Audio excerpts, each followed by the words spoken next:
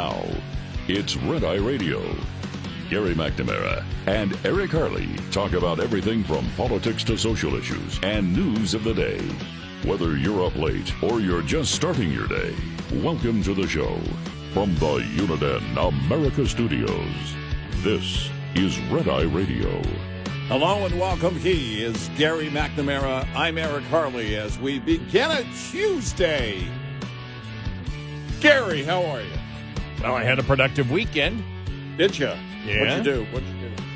You know, I flew to see Dad, watch my great-nephew's semifinal playoff game. All right, yeah. That they won. Read a book for recreation. I read an entire book just on the flight back. All right. 250-page book. So that was really good. But I do have to just tell you one thing. The most emotional part of my weekend. Yeah. All right. And it came out of nowhere. I mean, it was like 30 seconds before. I was absolutely fine. Tearing up 30 seconds later. Here we are at my great-nephew's basketball game, all right? My dad has gone to the last couple of games. It's tough for him to get up and do all these things at 97. But he's been going, you know, since my great-nephew's been in the playoffs, he's been going to the games. So we get to the game. We find a place, you know, to put his he's got a walker seat where he can walk and he turns into a seat and find a nice place, you know, for him. We took a nice family picture of him at the game. And then the game's about to begin and everything gets quiet and the PA announcer, they do the national anthem. Now, my dad is probably probably less than 1% left of the World War II veterans. Yeah. And, you know, he's got the stenosis of the back. It's bad. And so this, you know, they said, would you please, you know, take your hats off, whatever, and, you know, for the Star-Spangled, you know, banner for our national anthem. And my dad starts, you know, pushing up to get up. We said, Dad, that's okay. No, I'm getting up. So my dad, you know, gets up. He's standing up, back of his hand, still holding on, you know, to his, you know, behind his back a little bit, just holding on to the walker to keep him up, you know, just to make sure. You know, I've just got my arm around, you know, just around him, just to make sure he doesn't fall or anything. And then he starts singing it in a low voice. That was it for me. He didn't see it. Yeah. And in fact, if anybody in my family's listening, they're like, "Oh, really? You didn't tell us that?" You know, because then everything happened. I forgot, but I just thought about that. Yesterday, and I went, "Wow!"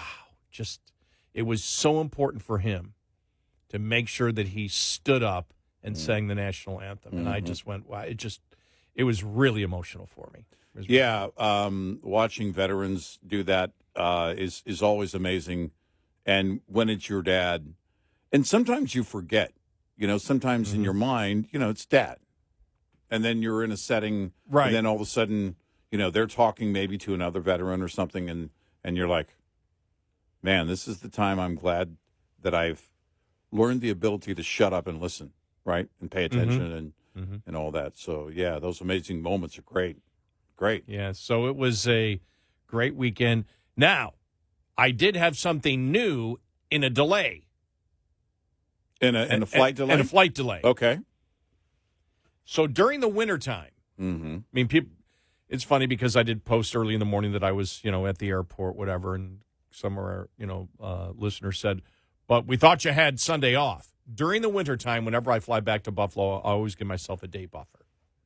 Yeah, right. Yeah, because I don't. There are few times of the year that I will, if, for example, I'm there, I'll take if it's nice weather, you know, during the summer, I'll take if I'm working that night, like Monday night or Sunday night, I will, you know, take the 6 a.m. flight, direct flight here, if the weather's nice. But during the wintertime, I don't do that.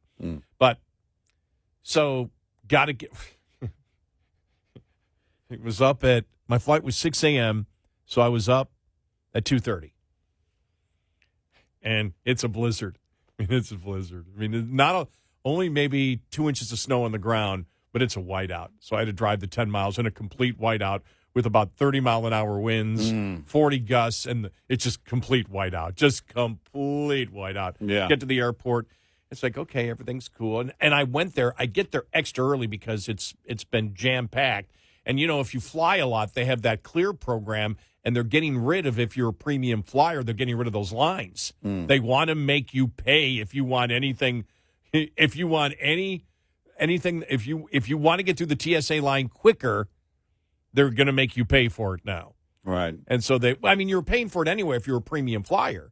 And DFW still has it because American Airlines is so big there, but American Airlines is not, huge in Buffalo. And so they took out the premium lines, which would be, I guess, for all the airlines, to be American, Delta, whoever has a premium program. Right. Those people are now shut out. It's like, well, you can get Clear for $180 a year, and it's like, and so I haven't done that yet. I won't do that at the moment. And so the last time, Christmas, I had to wait 45 minutes in the line, and I haven't done that in a long time. So I was preparing myself, so I got there right about 3:45 in the morning, and nobody in line, no one. Yeah. Just no one. Just walked right up and went in. And so I'm like, okay, things are going good. Things are going good. All of a sudden, it's like, okay, we have one flight attendant that's late. Okay, there's the flight attendant. We board about 5 minutes late.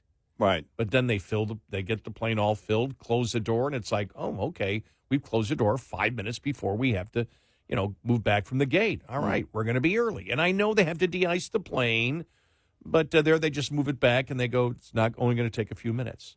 We're waiting. We're sorry to tell you that we have a problem here. This is the pilot.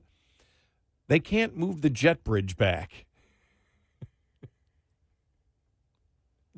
It's stuck.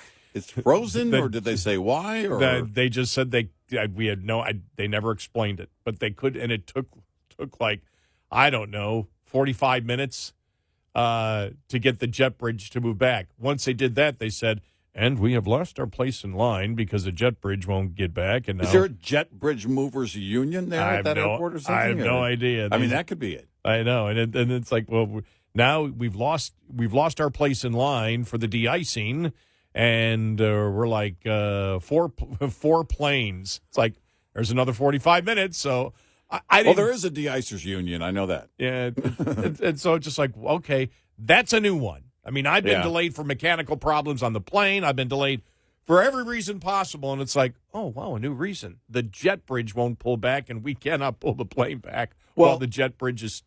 It's that is a new one, and you fly a lot. You fly on the average once a month, probably. Well, once every 3 weeks. If you take last year, I think it was once every 2.5 to 3 weeks. Yeah. I fly now only a few times a year, especially since COVID. But used to fly to a lot of truck shows. Those truck shows kind of have moved around. Some have gone away for the trucking industry. So I'm usually flying for business, and it's like, I get there when I get there, right? There's nothing I can do to control what's going on. The most unique delay for me was something kind of similar, and we were on the plane, sitting there, and we were at O'Hare. We had a stop at O'Hare. I had a connection at O'Hare to go to my final destination at Quad Cities, Moline. And the pilot comes on and says, sorry, we've got a shortage of people, and we're waiting on the fuel truck, but right now we just don't have many fuel truck operators. It's just, they're not, working, and this is a couple of years ago. And he said they're just not working right now, so we just have to wait our turn. And it took probably around 30 or 40 minutes to get fuel. And that was the most unique. And the pilot said it in a more frustrated tone than I just said it. I mean, he clearly was not happy. And it was, nothing we can really do about it, but you could hear the frustration, the tone. And that was something to me, I was like, because it was about that time, it wasn't much longer after that I met, my wife and I were on vacation. And we met a couple that came over from Russia. And they were trying to figure out which state to live in. And at the time, they were living in California, and we were telling them both, no, don't stay there. They said it was really expensive. They said, we don't think we can stay here. We don't know where we're going to go from here. But we're thinking, a couple of states, and we were talking to them about Texas and the whole thing. And anyway, so because Governor Abbott requires that of all Texans, it's the law. But we were talking, and he was an airport worker in Russia, and he's talking about the conditions there. And he said, you just have to work because it's just, it's not communism anymore, so it's not that bad. But he said there really aren't any. You don't have any gloves in the dead of winter. You don't have any.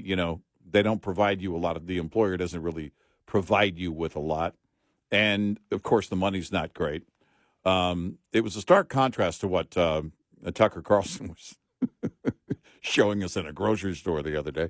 Their story telling us that, and I thought to myself, it's because I wanted to get into that conversation. Well, how many people in Russia can afford to fly? Because we always talk about how many people in America can afford to fly right now, and so, but I always think of that, he would get out there, and his wife was telling us, and they were a young couple, his wife was telling us, he went out there every day. Didn't matter. He never missed work. Didn't matter. It was really hard. And now we come here and we feel kind of guilty because it's a lot easier. Even though you work long hours, the job itself is a lot easier. And I thought to myself, wow, stark contrast. Because I think of those two. Well, sorry, we don't have enough people that want to work as fuel operators on flight lines at airports, so we're delayed. And then, I was willing to work in, 10 below zero with no gloves. Didn't pay much, but I still did it, and I showed up every day. After COVID, we had there was trouble. I would say, maybe it was last year, where they had trouble getting, people on the tarmac. Right. And we came in one time. We came in, and it's not a busy airport at 10:30 at night. We had to wait 45 minutes. Right. Yeah. Just sitting in the tarmac. Okay, we have to wait. There is no ground crew. Yeah. It's like, I had that once coming in. It wasn't actually. Well, it was the luggage crew. I don't know if they separate ground crew from luggage crew. But we came in from Are they union? Nevada. Yeah, right. I don't know. But we came in from Nevada, and we had to sit on the tarmac for a long time because of the lightning. If there's lightning within a certain radius, you can't go up to the gate. And so we sat there, and it was a long time. I mean, it was over an hour, And, I was like, okay, I took it in stride. And so it was probably 1:30, 2 o'clock in the morning. And we get in there, and they said, well, now we don't have anybody here because all the crew went home. So we have to call people back out to get your luggage. And we were like, okay. It was 3 or 4 in the morning before I got my luggage. One time I couldn't land in Buffalo because this is when they were flying the small regional jets. So this goes back probably 15 years ago. We're not really flying them anymore in there. And the winds were so great and the weather was so bad they couldn't land. They had to go to Rochester. Wow. When we land in Rochester, and they're like, all the gate people, all the tarmac people have gone home for the day. So we have to call someone. Wow. It was over 2 hours later. They had to call somebody who had to come in from home to basically open up that section, open up the gate, get the tarmac, get somebody on the ground. It was a good 2 to 3 hours later. Wow. We just sat there, and it was pouring. We're at a part of the airport where, that side of it was dark because that whole part of the terminal was closed. It was just yeah. And the plane's shaking back and forth, because the wind is so great, and the rain is just hitting like crazy, and it's like, all right. And then we had to get in there, and then you had to wait for everything because it took longer. They had to get the baggage handlers to get the bags out. Right. And it was just and then they had to get they ordered a bus, and the bus took us to the Buffalo airport. So probably supposed to get in, I don't know, about 11. I think we got in like 5 or 6 in the morning. And Rochester isn't that far you're talking about. Yeah, right. For probably 60 miles, 65 miles from airport to airport. Yeah. So adventures in flying again. Yeah. When they said it, though, it was like, oh, a new one. So the jet bridge won't pull back. Okay. That's never happened before. Well, maybe the jet bridge movers union was on strike because of the whole Trump thing. Maybe. We'll get to that. What happened was no surprise. The one surprise thing for me, and it wasn't even a surprise that he upped it to $355 million from whatever the original was, 250 or something like that. The only thing that was a surprise where, this is, look, they're trying to screw him over completely, and we'll go through it point by point. But the fact of to appeal it, he basically has to come up with the entire amount and put it in a government account, escrow, basically. Right. Yeah. He has to pay the fine up front. Right. There's so much wrong. There's so much wrong with this. We knew what the decision was going to be because the judge already found him guilty.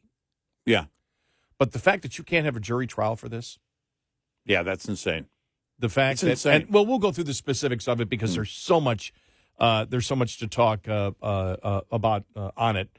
Plus the Fonnie Willis situation, what they're going after. Wow! Now Jim Biden's name coming up more often. Okay, the AmeriCorps and what was the name of the currency? What currency? Which currency? Not AmeriCorps. Remember the joint currency between the United States, Mexico. The Amero. The Amero. Those are the Amero. Yes, the Amero. Yeah. Right, okay. I knew it was something like that. I go, AmeriCorps. Yeah, the Amero. It is. But the whole AmeriCorps the Illuminati situation. gave me like $100 in Amero about 10 years ago. I heard it on the radio. It does exist. By the way, wasn't that quick, though, on Thursday? When you and I were here, it was like, oh, okay. Joe Manchin says it's a possibility he will pick John, or not Mitt John Romney. Kerry. Yeah. So same difference. Exactly. Somebody on the left. It's like, and like the next day it was like, he's not running. Right. Did you hear Mitt Romney, like hours after he heard, right when Mitt Romney heard it, told Joe Manchin, no. He said, no, thanks. We've got a great show ahead. We'll talk about that because of what the No Labels Party is doing. Yeah. There's so much to talk about. 866-90 Red Eye. This report is brought to you by Shell Rotella. With advanced synthetic technology, is designed to help keep your rig running with more mileage and less maintenance. Tires command a lot of attention. As a top expense for drivers and a leading cause of CSA violations, any tire maintenance practice that can help extend tire life is worth consideration. Consider tire balancing, which can set you up for savings and a smoother ride before your tires touch the highway. Tire balancing and wheel alignment are different services, but both contribute to a smoother ride and should accompany tire replacements or repairs. Tire balancing corrects an uneven distribution of weight in tires and wheel assemblies, providing improved vehicle handling, increased fuel economy, and the overall lifespan of your tires. Balancing your tires also helps keep vehicle hardware like cab rivets tight and can help with the resale value of your vehicle. We'll be right back with more Red Eye Radio with Eric Harley and Gary McNamara.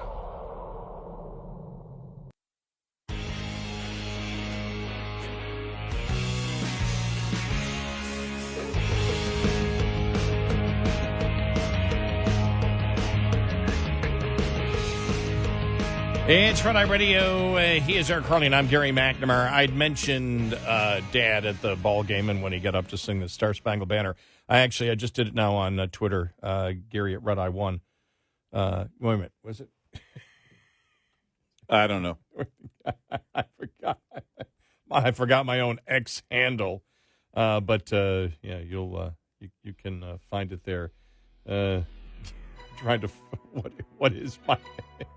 I don't even know what it is. Gary at Red Eye 1, yes. All right. At Gary Red Eye 1. At yes. Gary Red You Eye can 1. see the picture of my dad at the game. Okay. There you go. Cool. I got it straightened out.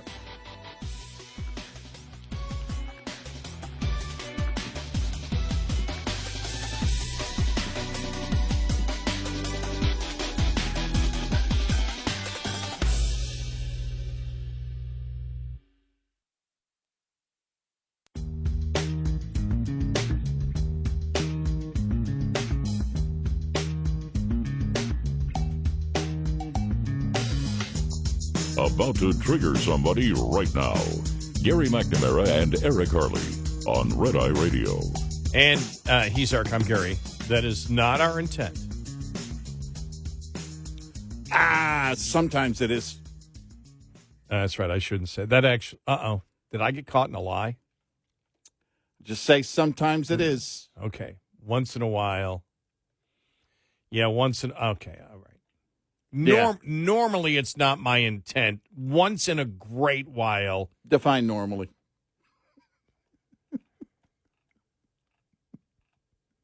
Yeah.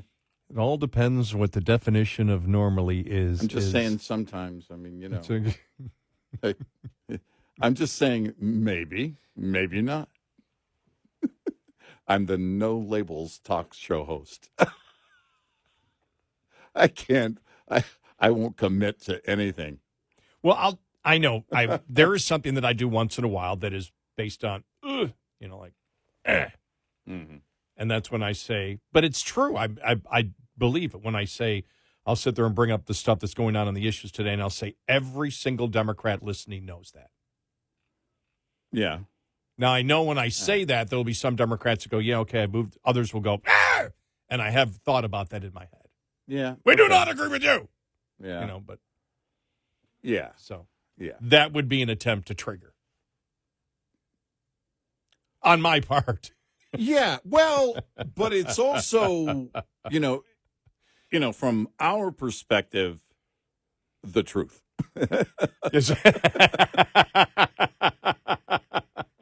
Because we don't believe you're stupid. Even if you vote Democrat, we don't believe you're stupid. We just believe you're wrong for voting that way.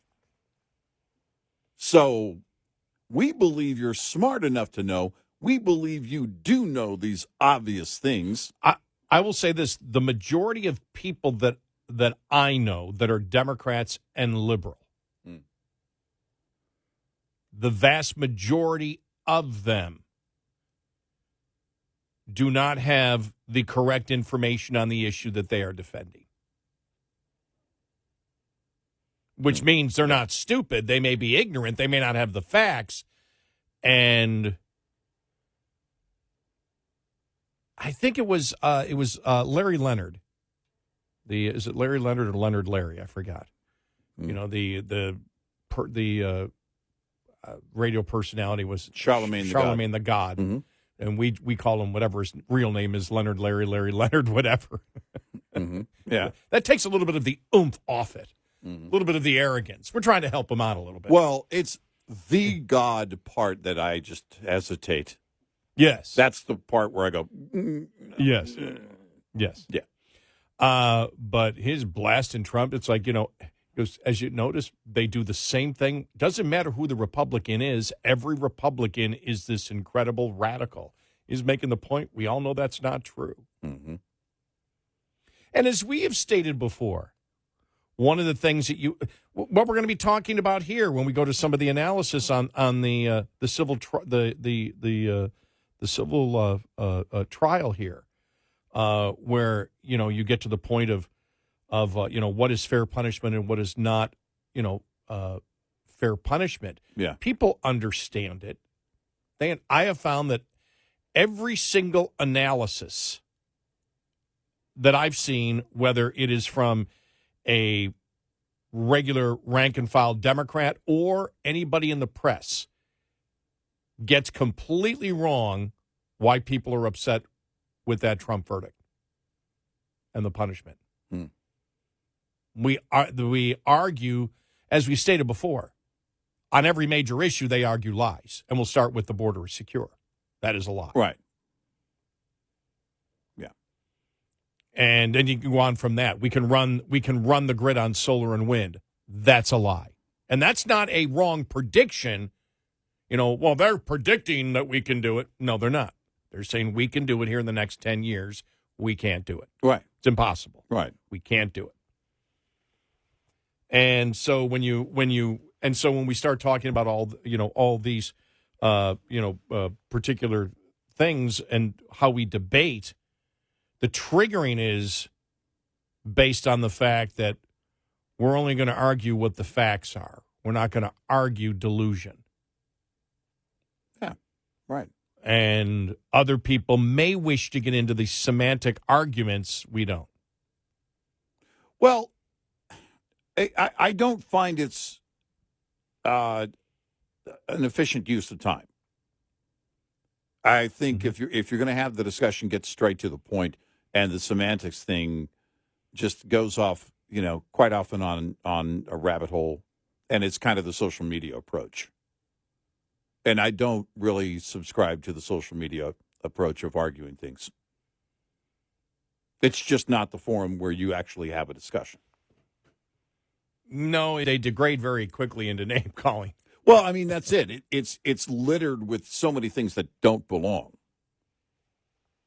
Oh, I think and I have no use for that. we saw Bill Maher. I think Bill Maher, even though he was pounding on Republicans, he came out and said, I was reading the quote, that Donald Trump is not Hitler, so stop it. Go ahead. Wow. From the guy who said, this guy really is Hitler. We said the other guys before him, all the other Republicans were Hitler, but this guy really is Hitler, and now he's saying he's not Hitler. He's bad, but he's not Hitler. Now, was he taking back what he said, acknowledging that he said that? I saw the quote. Okay. I haven't. I started going through a little bit of his. It's the Friday night stuff, but he's getting back now to analogies that are bogus for the Republicans. He's getting pounded so much. Yeah, he's got to come back a little bit. That right? When he comes back at Republicans, it's actually based on things that aren't relevant to the discussion. That's what I'm finding. So I'm finding when he does that, I'm like, okay, this is boring.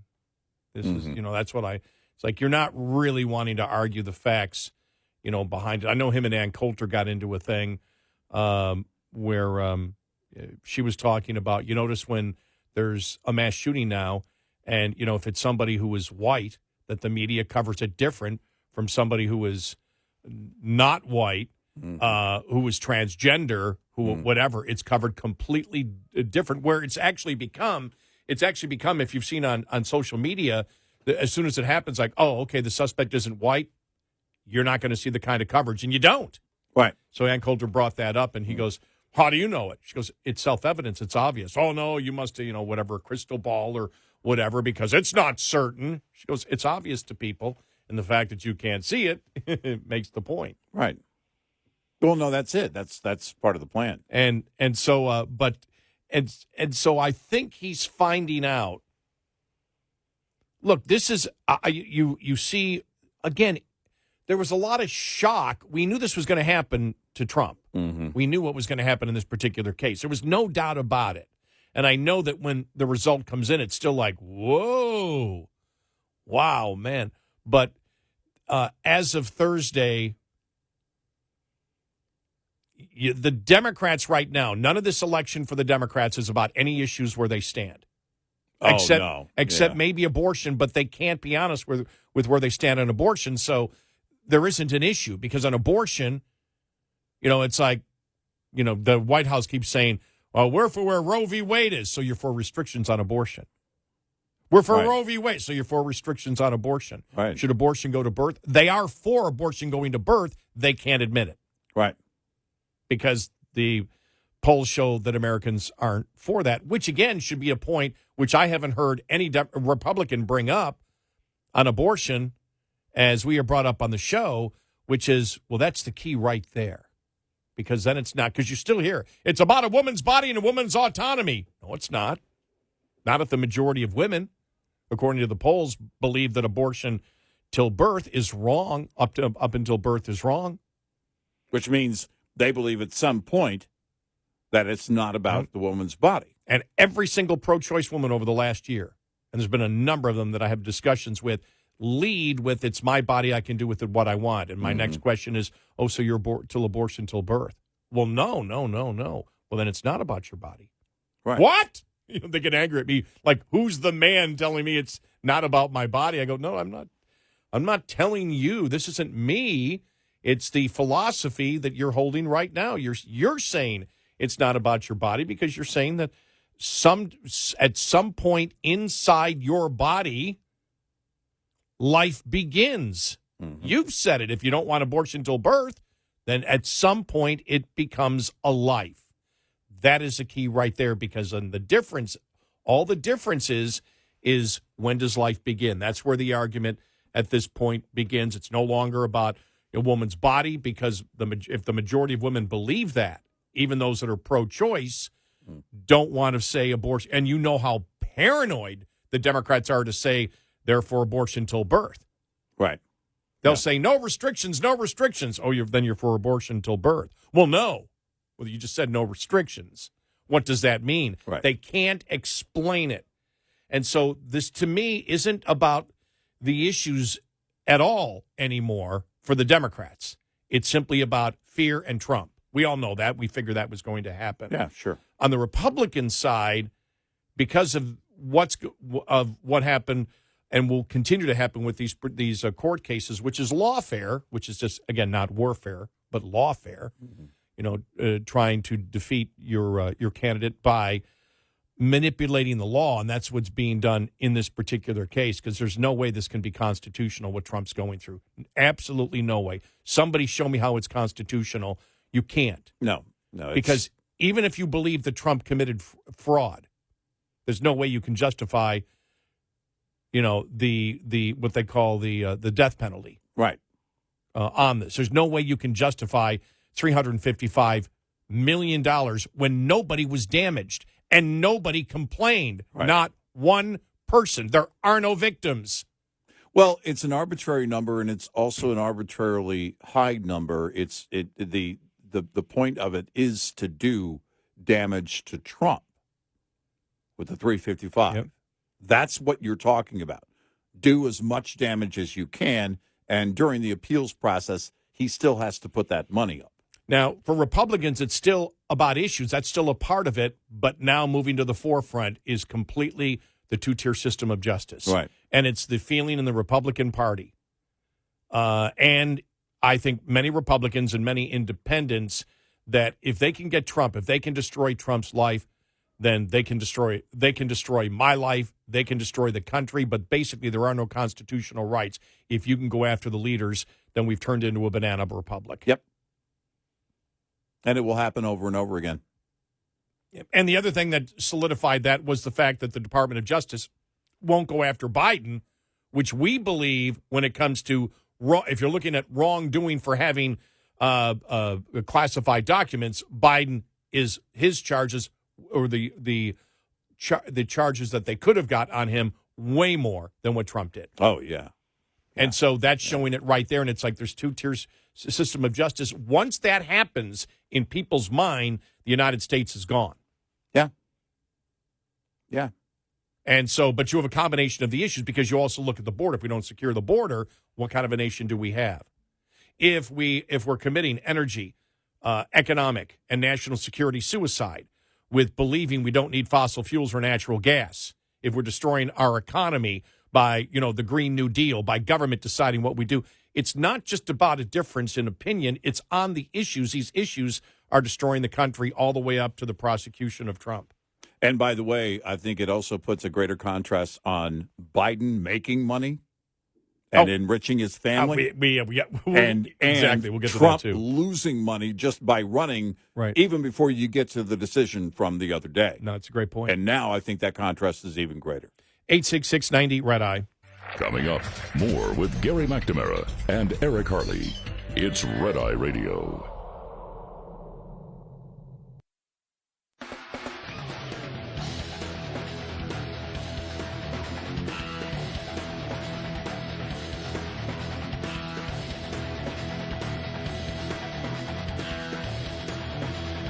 It's Red Eye Radio. He's Eric Harley, and I'm Gary McNamara. Welcome and good morning. Coming up following the top of the hour, we got some great audio from last Friday after the decision came down from the judge on Donald Trump in the civil trial. Oh, the Fonnie Willis disqualification's back on today. Yeah. Pretty interesting to see where that goes. It's, it's hard to know. The show that she put on that first day and just getting hammered over and over and over again. I do think there's an approach by the judge in that case to just be as calm as you can. So let everything play out. Let the facts tell the story. Whereas it was quite the opposite with the New York trial with Trump. The judge right off the bat, well, you're guilty. We're just going to decide later how guilty you are. I mean, that guy's right out of some weird sitcom, that judge in New York. I mean, he's just bizarre. Night just court. Bizarre. Yeah. Yeah. Or some weird Seinfeld episode or something. Judge Vandelay. Yeah.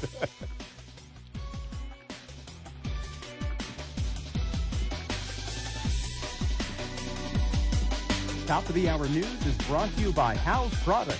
Visit houseproducts.com. This is Red Eye Radio on Westwood One.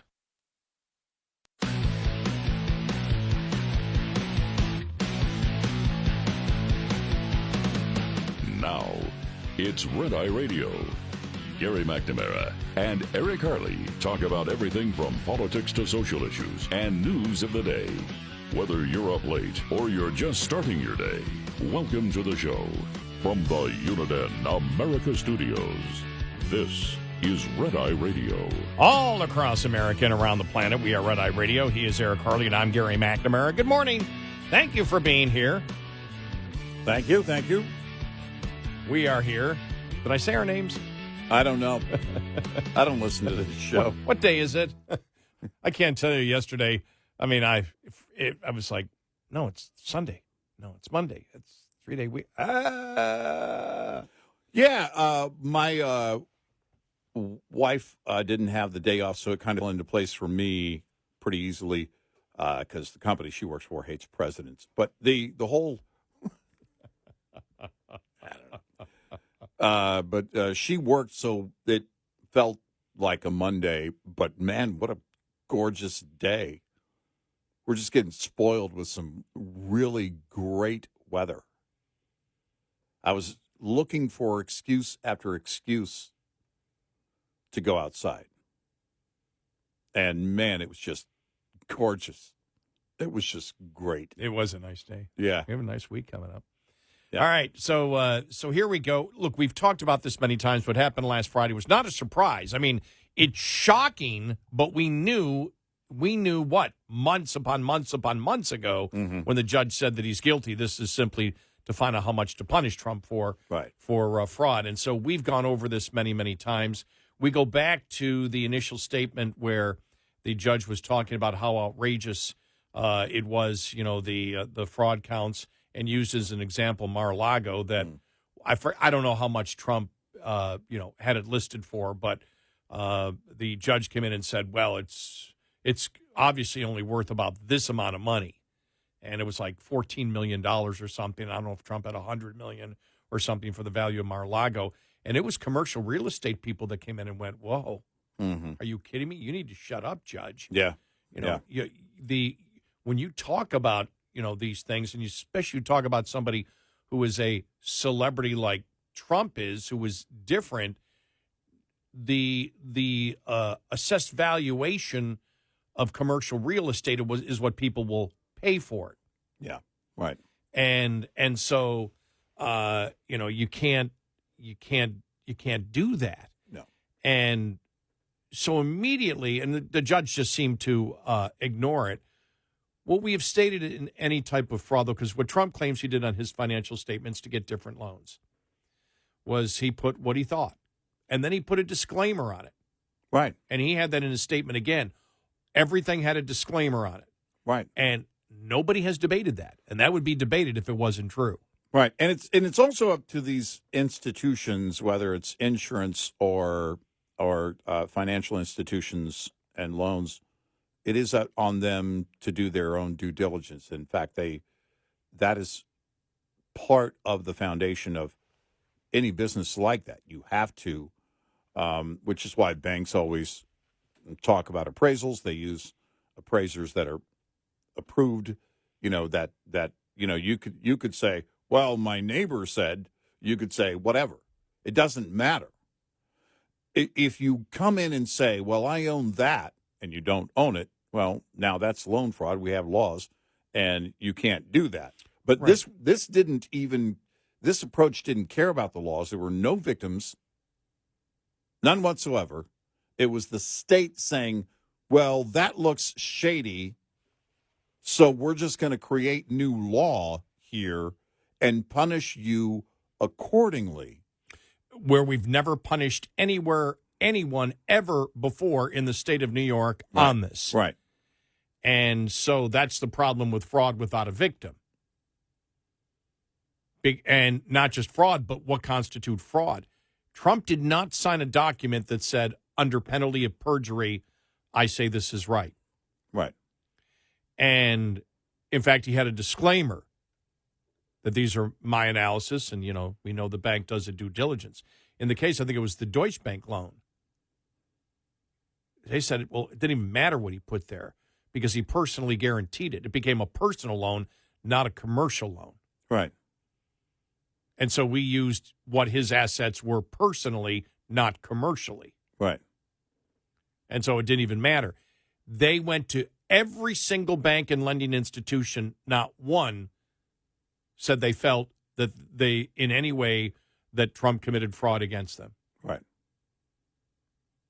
Well, if they did, they would have filed a complaint. Exactly. None of them Because that gets into their, loss prevention and risk department where they come in and go, oh, whoa, this created tremendous risk. And as an institution, we have an obligation to follow through and at least contact authorities and say, hey, we've got a complaint here. That didn't happen. Not even once. Right. There are no victims. No. In fraud. Right. And so, but there were alleged victims. I was trying to find it because it's tough to find an analogy close to this because commercial real estate is its own entity in a way, as we all know. But all real estate is. But I was thinking that I remember the one time that I put on my taxes, I put something on the wrong line. Mm-hmm. I had it in there, but I put it on the wrong line, and it showed that all of a sudden I get this note from the IRS that I think I owe $6,000 because it's over $5,000, I owe $1,000 in penalties or whatever. Mm-hmm. And and at that point I went, what did I do here? And I realized I put it in the wrong line. When you put it in the right line, it all came out. And I called the IRS and long story, short story long, it all worked out. Yeah. And they took it off because I just put something on the wrong line. Now, if you did that and had to pay a lot less, you put something on the wrong line. And remember, on the IRS thing, you just happened to, it was a mistake. You put it on the wrong line. Mm-hmm. And so all of a sudden, it shows you owe, what would it be? You owe, whatever it is, more or less whatever but you put the wrong amount on there. Right. Well, you get it straightened out real quick. It's like, I put it on the wrong line. Well, sorry, you've committed fraud. Yeah, but it was a mistake. I put it on the wrong line. Doesn't matter. With me, they simply looked, okay, yeah, it's on the wrong line. Boom. You have the figures in there. Mm-hmm. You simply, it's the same exact figure in the wrong line. That Right. could be fraud. Right. No one's hurt because everybody got paid. Nobody didn't get paid. Everybody got paid. Right. Even the government got paid. But we're going to technically call it fraud. And since it's fraud, we're going to fine you too. Mm-hmm. And we're going to fine you $10 million. And we're going to take your earnings ability away. Right. You can no longer have income from anywhere. Or if we said before, I like the analogy of the assessment on, fighting your assessment. Mm-hmm. And so you go and the assessor's office tells you your house is worth $300,000. And you say, no, it's worth $240,000. And here's how I'm relating it to my comps. Yeah, but your comps aren't exactly like this. You're trying to rip us off. You're committing fraud. Right. What prevents that in New York State Nothing. on any individual assessment? Nothing. And if they want to use this as the basically the launching point for a massive fundraiser against anybody and everybody and go after them, they can. Any property owner. Any property owner right now in the state of New York is extremely vulnerable for the state coming after you in this way. You don't have to be Donald Trump. No, because if they can succeed against Donald Trump, guess what? You're toast. And if the rich people are leaving, because they are, then they may look at it and go, well, here's another revenue opportunity. If this were to hold up in the appeals process, well, we're just going to have to do what we're going to have to do. We're going to have to go in and find people that now we can say are cheaters, are fraudsters. We can now throw this at them and go after every person who owns any property in the state of New York. Because everyone is going to, there isn't anybody out there in business who isn't going to attempt to get the best deal and look at a commercial property, which there's no way you're always going to agree with the state on an assessment of anything. Right. There's always going to be a debate and a negotiation on that. Right. And to turn that into lawfare, seeking to destroy, and that's what's going on. They're seeking to destroy. It is blunt. The Fonnie Willis case, this case, blunt. And I'm glad that I saw a lot of people on the right talking about specifically in the Fonnie Willis case, the RICO part of it, which is completely and totally bogus. And the RICO part of it is how they tie Trump to everything. The only thing they really got on Trump is the RICO. Yeah. Which is bogus because in order to get to the RICO, you've got to say that the Trump campaign is a criminal organization whose only goal is to make money illegally. That's not the case. And so they're attempting to change that law. Right.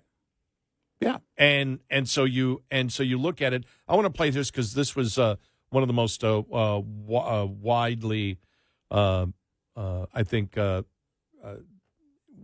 went viral over the weekend. Kevin O'Leary on Fox, was it Fox Business? Yeah, with Neil Cavuto on Friday. Now he gets off track a little bit because he's talking about. I think he's looking at where he's going to invest and looking at New York and just putting this one. He first starts out, then he gets back to the actual the actual specifics of the case. But as he talks about New York in general. And something that we talked about, because everything post-COVID, and he says it's everything post-COVID, this is where all this shift has happened. And he said there's winner states now and there's loser states. And it's something you and I have talked about. Yep. How does this change the American economy when you have states that are trying to economically kill themselves? When you have a New York, when you have Illinois, when you have California, and they're attempting, because that's where it's first going to come down. You and I were looking at some of the GDP growth from last year. So much of the GDP growth is in Florida and Texas. Right.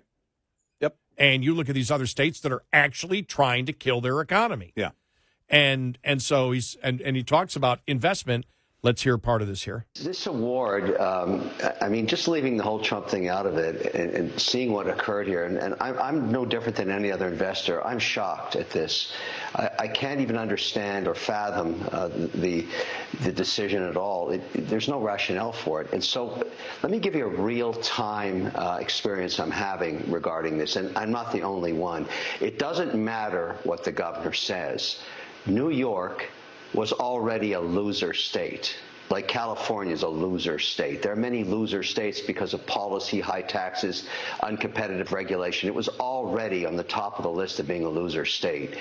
I would never invest in New York now, and I'm not the only person saying that. And here's a real-time situation. In development in real estate right now, the hottest asset class is very high-end data centers. They cost anywhere from $2.5 to $3.5 billion each.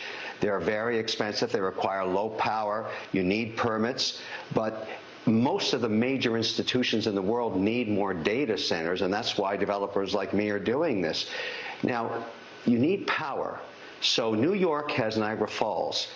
Normally, you'd consider that to put in one of these facilities, create 400 jobs, 5 more jobs for each of one of those for auxiliary services. I can't go to New York. So I'm going to Oklahoma, North Dakota, West Virginia. Governor Stitt, Kevin Stitt, my staff have met with him. Governor Burgum, the same thing. Governor Justice. Those are winner states. They don't do things like this. I have to syndicate that debt and all that equity. We're talking billions of dollars here. Do you think any foreign institution or any private equity firm or any pension fund would touch New York? No. And that's why New Yorkers should be concerned. The fine people of New York should ask themselves, why are we such a loser state? How are we going to attract business? It's not just the existing businesses that are fleeing out to Texas and Florida. What about new money like this that I'm talking about, like a $4 billion data center? Not a chance I would put that in New York. Zero probability. Never. And so they've got a lot of work to do to find themselves getting out of this situation. This has all occurred post-pandemic. Winner states versus loser states. Look at Tennessee right now, fastest growing city in America, Nashville. Winner state, good policy, competitive taxes. You've got to start thinking about this in the context of winners and losers. New York, mega loser state. Something that you and I, brought up a long time ago, post-COVID, saying, what's going to happen? Because you kept seeing a pattern, and you keep seeing a pattern in these liberal states continuing to commit economic suicide. As we said before, they're committing energy suicide, they're committing economic suicide, and you see it with the inflation rate, the poverty rate, the people leaving, for example, California and New York. And this is frightening for any business. Who wants to open up a business now in New York? Well, that's it. Who wants now to, and who else might be considering? The ones that don't want to be all over social media saying, we're leaving. But there are plenty that won't say it. They'll just get up over the next year and decide long term we can't stay here. And it might be large businesses saying we can't do this because this risk is out there. This risk of this happening is out there, and we can't afford it. We want states that welcome us and that nurture that kind of growth. We want that kind of state. There's no telling. I don't know what's going to happen with New York State, but this will leave a scar for a long, long time, even if it's overturned. 866-90-RED-EYE. Brought to you by FPPF, Fuel Power Max. Leased owner-operators should be aware of 4 common revenue myths, lest you fall into the trap of mistaking revenue for profit. Myth 1, concentrate on increasing revenue because costs will take care of themselves. This is not true, as costs are fundamental to the profit equation and the area where owners exert the most control to improve. Myth 2, more revenue per mile is the answer to all problems. Though carrier pay packages differ in structure, revenue per mile really doesn't change much from company to company. But there can be a big difference in miles, overall gross revenue, reimbursements, and fees. Myth 3, all you have to do to be successful is run a lot of miles. In reality, revenue is only half of the profit equation. Costs are the other half. It's possible to generate a lot of revenue, yet spend $1.10 to make every dollar. Myth 4, you can tell how well you're doing by the size of your settlement check. The settlement check is only a part of the success picture. Miles driven, loads hauled, conditions, mechanical problems, time off, and especially costs all have to be considered. Owner-Operator Business 101 is provided by Overdrive's Partners in Business program. Go to overdriveonline.com to the Partners in Business section of the website for more details on this and many other topics. Brought to you by Shell Rotella, with advanced synthetic technology is designed to help keep your rig running with more mileage and less maintenance. Lines open for your calls. 866-90-RED-EYE on Red Eye Radio.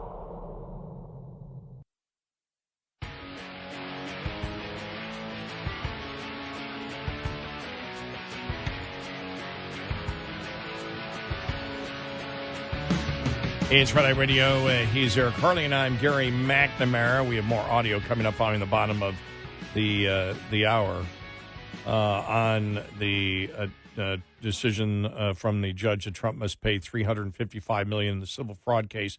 And the other thing is, too, he's got to put a bond for it. And the point's been brought up. Well, he's got to come up with all the money because who's going to loan him that money right now? Right. with the situation that he's in. Right. Who's going to put up that bond? And it's like, so he probably has to come up with the full amount just to appeal. There is so much here that I feel is unconstitutional. And number one, not being able to get a jury trial. Number two, no victim. Number three, the disclaimers on a financial statement where it's not fraud because nothing was under the penalty of perjury on any of the documents that he signed, clearly because he had the disclaimer on it. So where's the fraud? Yeah, it's I think, blatant, again, political motivation here, and I can't wait to see what happens next in this case.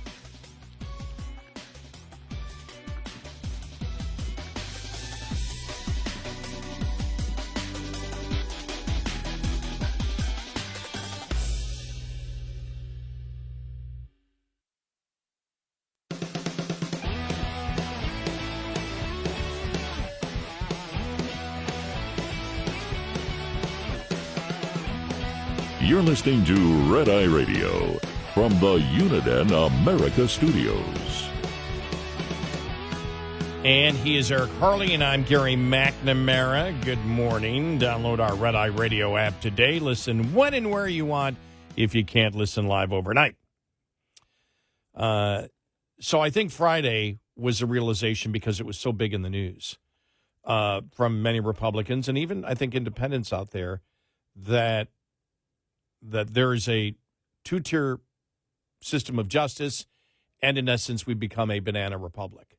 Those are the two things that you hear more than anything. And you know, the push to destroy the opposition for high office in the United States, not through voting,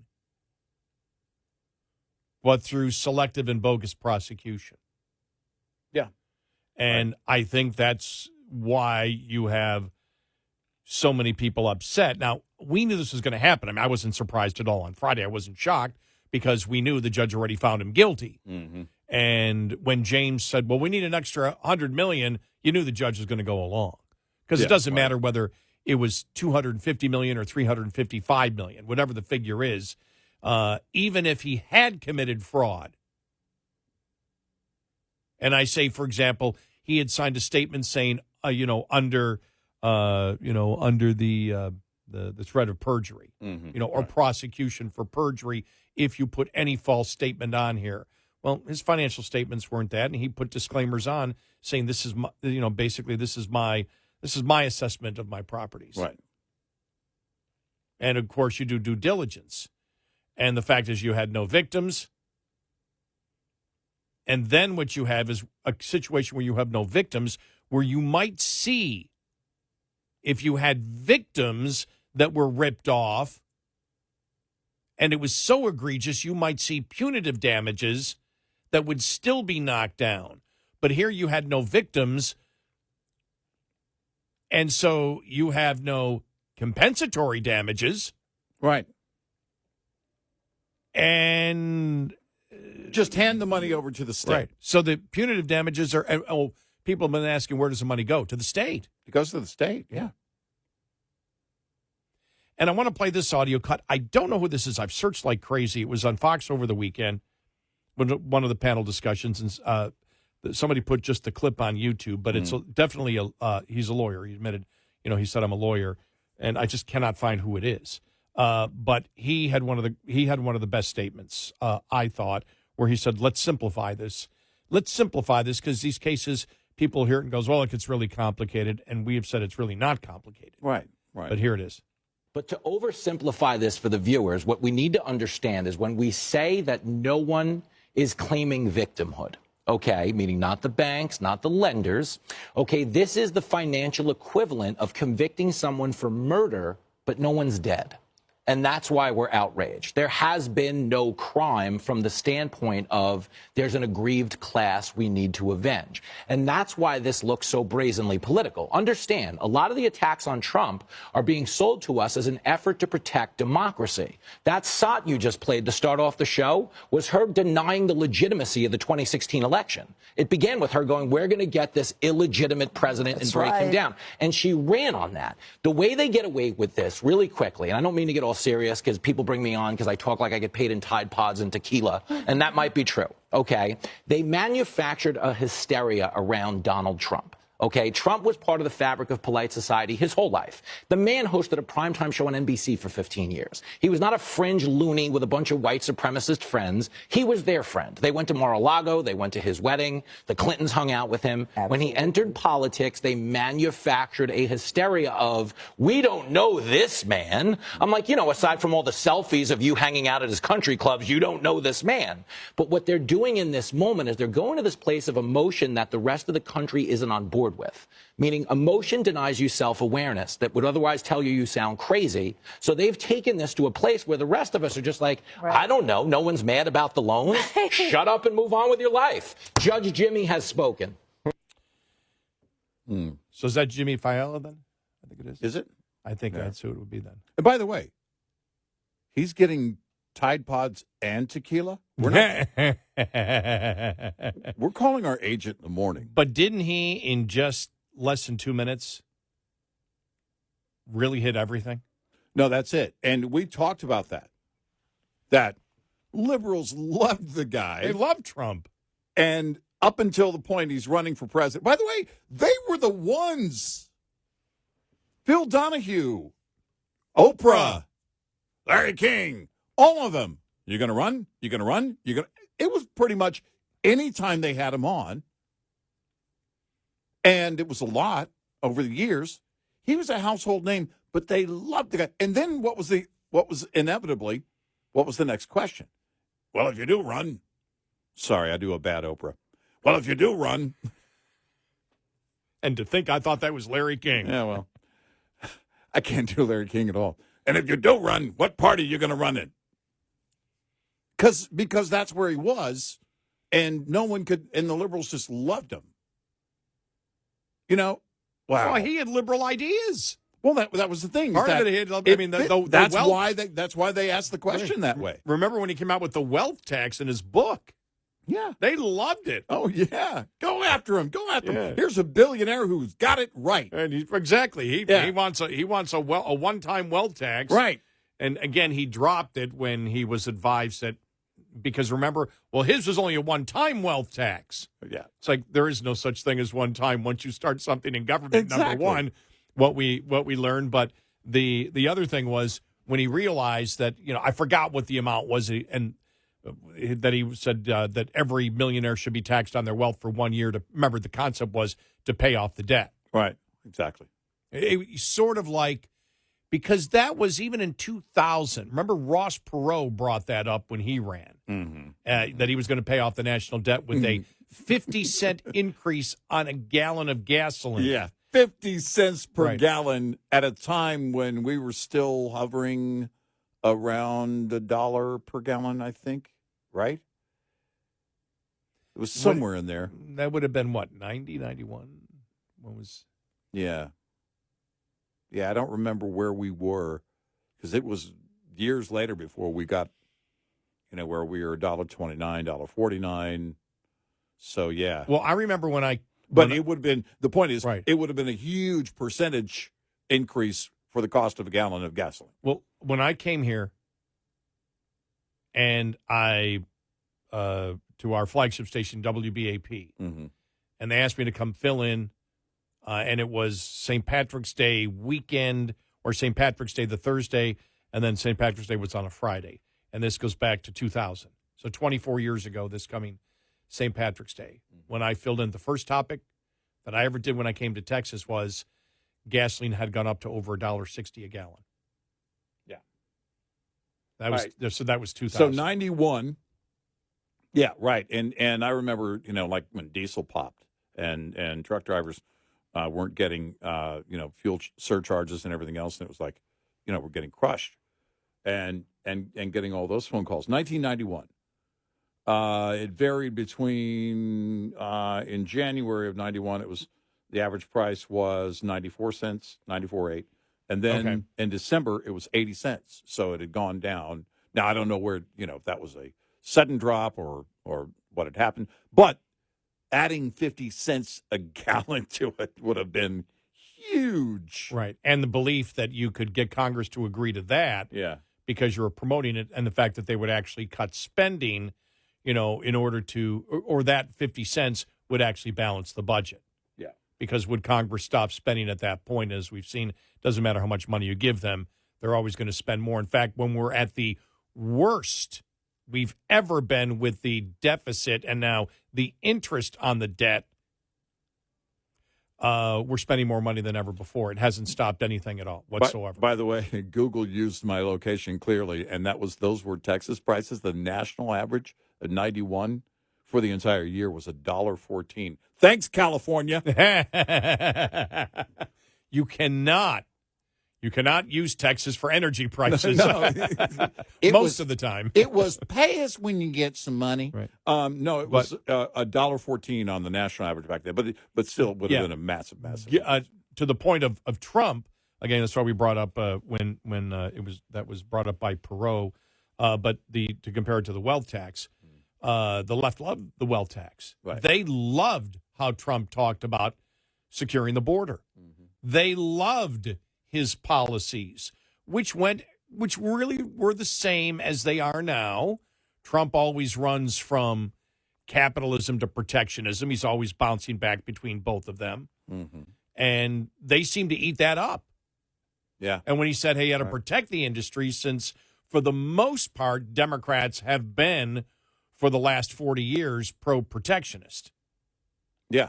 They're the ones that have wanted the tariffs. Now you're seeing it's moving, that the Republicans now are more accepting of it, but that was loved by it. But as we've stated before with Trump, you've got to say he's the most radical person out there. You have to lie like they did about Charlottesville. Mm-hmm, mm-hmm. Yeah. Because they can't hit him on the issues. He's a moderate. That's the incredible thing in American history when you look back at it. Yeah. Trump on the issues isn't even necessarily conservative. He's a moderate, but on specific issues, he has stated, which is where the Democrats have gone way left, is immigration. We need to secure the border. And it's like the whole thing, yes, but he wants a wall. Got razor wire all over the place. There's been parts of walls all throughout it. So Trump's wall would be wrong? Well, we've got some places that are walled off. That's fine, but if you want the whole thing walled off to actually solve the problem, then that's xenophobia. Right. Yeah. Well, and that's another thing, too, is that the polls in 2016, most Americans, we need to secure the border. Then if you add the follow-up question, what do you think we need a wall? Well, we don't know about a wall, and that's because it was associated with Trump. And that's where it is. We talk about Trump derangement syndrome, but it's real. It's real. You can't have any question about it. You can ignore it. You can lie and say it isn't real. But seriously, all this over one guy? What the hell's wrong with you? That's how much of a threat he is? Seriously. If you're a liberal, because if you think about it, what we've laid out here, the entire thing of what has he said about single-payer system? He said we need to re-explore that. As late as 2015, he said that. A year before he officially, jumped in, or just actually months before he officially jumped in. Yeah. I think it was on Letterman when he said it. He's talked about the expansion of Medicare to solve the problem. And so here's the problem is that you can't have any Republican get the victory. The party can't get the victory. Because we said it during his first term, or leading up, I think maybe we said this during the election season. But we said, well, he might be the first Republican to convince other Republicans of a single-payer system because of the way things were falling in line and his loyalty was building. It was like, he might get it done, be the first Republican that could get single-payer system done because of his influence. And that's the thing. So you have to ask yourself, for the liberals, what are you afraid of? Well, for the ones who are just only politically driven, you can't have any Republican getting the victory on any of those things, because then the party itself, and by the way, it would be our complaint, another complaint about the Republican Party, if things like that started to happen for conservatives, we would have an issue with it. But for liberals, they can't give any victory to anyone who is a Republican. Right. It's not the focus is Trump. Yeah. And they wish to destroy Trump because he's leading right now. We'll get to more coming up here. 866-90 Red Eye. Get in touch with Red Eye Radio, toll free at 866-90 Red Eye.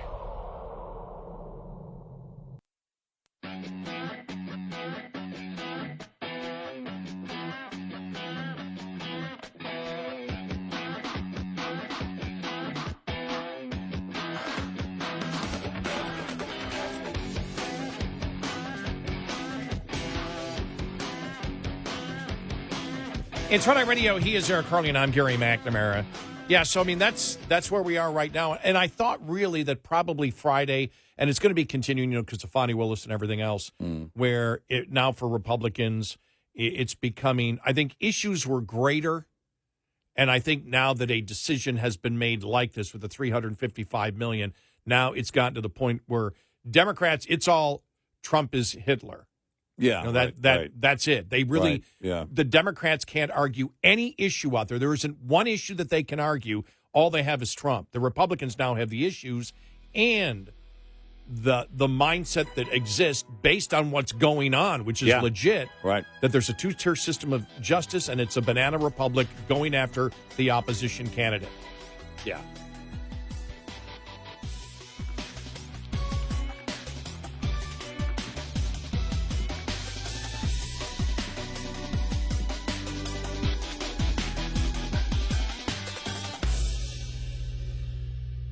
This is Red Eye Radio on Westwood One.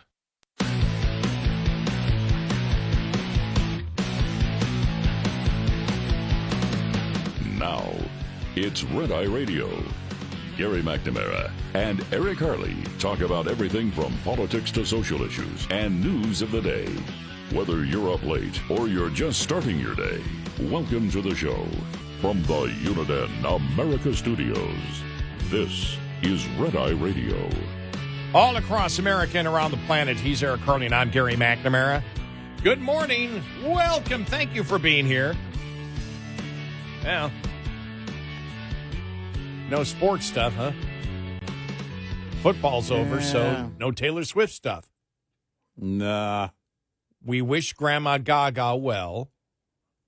Yeah. She's doing okay. I heard she fell on stage. Well, it's going to happen at that age, Yes, so we hope Grandma Gaga's doing okay. Then, in case you don't we know, don't want her to fall. Remember when she actually spent an entire award show performance on the ground? The MTV Awards show, like a virgin, and she was laying down on the ground, and the whole thing, it was iconic. It was really her first big news-making event, and now she falls down. Well, it's just because she's old, Hi, I'm Madonna for the clapper. Yeah. Yeah. Gotta be careful. Yeah. Because that could be a totally different product. I don't even know what it might or might not do, but that might be an endorsement to shy away from. If you're her. Yeah, so you figured out Grandma Gaga is Madonna. We've called her Grandma Gaga since Lady Gaga got popular. Yeah. I wonder if Madonna's ticked off, Dang Pink and Taylor Now Swift. these kids these days, with they call that music? Like a virgin. That's music. Okay. Get up off the floor, would you? It's not pretty. It wasn't then, and it's not now.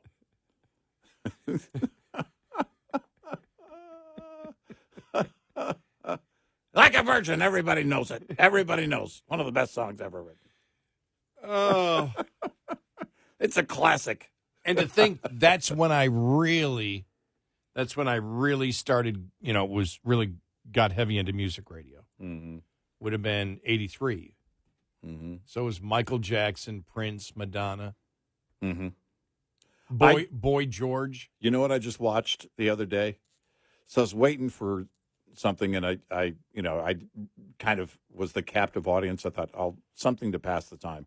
I pull up Netflix, and there's a documentary on the making of the We Are the World song and video, which is one and the same. They were recording it, and then they were videotaping it for the video itself. Parts of it were actually interesting because it was a snapshot of, oh my gosh, look at him. Oh, he's wearing that haircut. Whoa. And who was big in all the genres. And they knew they had to get Michael Jackson and Lionel Richie right. to write the song, right? And then they decide they're going to get it done the night of the American Music Awards because everybody's going to be in L.A. that night. We'll just bring them over from right after the AMAs, and then and Quincy Jones is the producer, who, by the way, I came to the conclusion at the end of this little documentary here. I can't tell you whether I recommend it or not. Because, number one, that song has been stuck in my head since I watched this thing a few weeks ago. And it's driving me crazy. But I will say this, and because the word genius is thrown around, Quincy Jones as a producer showed in that documentary what the value of a great producer is. You have to, it has to be diplomatic. You have to talk to them in an empowering way because you talk about a Michael Jackson and a Lionel Richie. Lionel Richie's talking about Michael Jackson's boa constrictor or whatever, python or whatever, just ran loose in the house, and he was at Michael's house. They were writing it, and then all of a sudden he hears this hissing, and he looks down. There's this giant snake. And Michael's telling Lionel Richie, oh, he likes you. He just came out to meet you. He really likes you. And Lionel Richie's like, man, I know this horror movie. I've seen it before, and it ends badly. And so it was pretty funny. I'm a Lionel Richie fan. I'm more of a Commodores fan, but I'm a Lionel Richie fan. But kind of laying out how things were going on, and in this process. And also the Quincy Jones thing of being able to pull something because there were some people in that video who aren't singers, they're vocalists. And then when they were showing the raw of him kind of getting out of them their best, I was like, whoa. I was watching it with my wife. I said, I did not, and I got to be honest with you, I never thought Kim Carnes had a great voice. I'm not trying to trash Kim Carnes. I'm just saying that was my opinion of her voice. I didn't, Betty Davis Eyes to me was not a great song. Little raspy. Yeah. But her vocal range in that making of this video, I was like, whoa. Bruce Springsteen, same thing. And he apparently was on a tour. It was, his vocals were, really worn. And then by the end of it, they got out of him a vocal performance I'd never heard from Bruce Springsteen. Yeah, I know what you mean. I know the part of the song. And it was isolated And when they isolated it, it was even more impressive because the song itself kind of buries everybody in. Mm-hmm. Well, then you get to Bob Dylan, which rendered laughter from our control room. Because here's the thing, and probably a lot of people in the audience. Bob Dylan, you're going to have not a protest song, but a kind of activism song. We need to do something about what's going on and, the famine and all of that. And we need to help. It was Harry Belafonte that kind of led the charge to get this whole thing going. And we need to do something about this. And if you're going to talk about, I don't know, being a politically active, a voice of his time, yada, yada, yada, then Bob Dylan, they felt was, okay, you can't do this kind of song without a Bob Dylan. Except you've got some vocalists in there, and then you've got some singers in there, and you also have Bob Dylan. And I forget who it was that said it. It wasn't Quincy Jones, but somebody made the comment in the video that, well, he doesn't have the same vocal range that other singers in there have, and, blah, blah. And then, according to Lionel Richie, Al Jarreau was drinking too much wine. That was, it's on the thing. Well, I want to watch this now. It became funny. Yeah. And Lionel Richie helped make it funny. I mean, because he's kind of sitting there being interviewed. Kenny Loggins also was being interviewed. There were only a handful of them that were, actually being interviewed separately for this, but Lionel Richie really is kind of the lead in lining all of that out and how it went down. But he's talking about Al Jarreau was drinking and wanted to celebrate basically the whole night, even before they were done. And then all of a sudden you see Al Jarreau and Quincy Jones working with Bob Dylan over in the corner, trying to get the Bob Dylan out of Bob Dylan in the performance. And Al Jarreau is doing a bad Bob Dylan to Bob Dylan. I'm thinking, oh, my gosh, this is... Because Al Jarreau's going, just do the, we are the world, we are... And I'm like, stop. It's painful. This is painful. Oh, my gosh.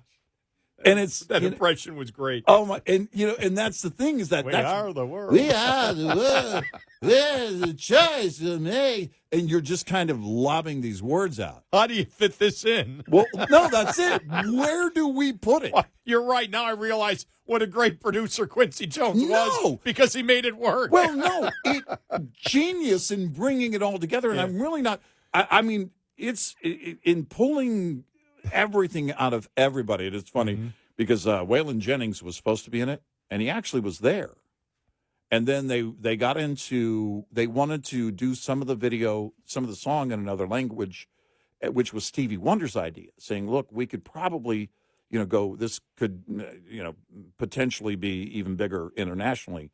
Maybe I think the language was Swahili. And then someone pointed out later after they'd worked on it, well, that doesn't apply because that language isn't even spoken in the areas where we're looking to benefit. Oh, where the money is going to go. And so, but it's like, then they wanted all these people to all of a sudden learn Swahili and sing Swahili.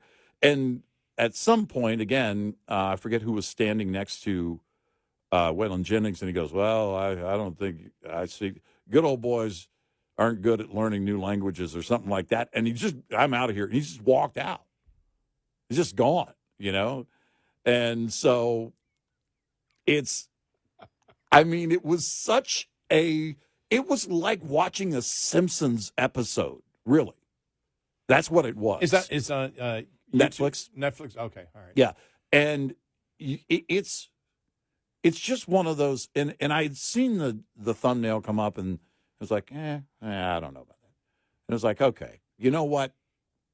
I'm game. It's one of those kind of dare moves. It's like you're daring yourself. How long would you get through it?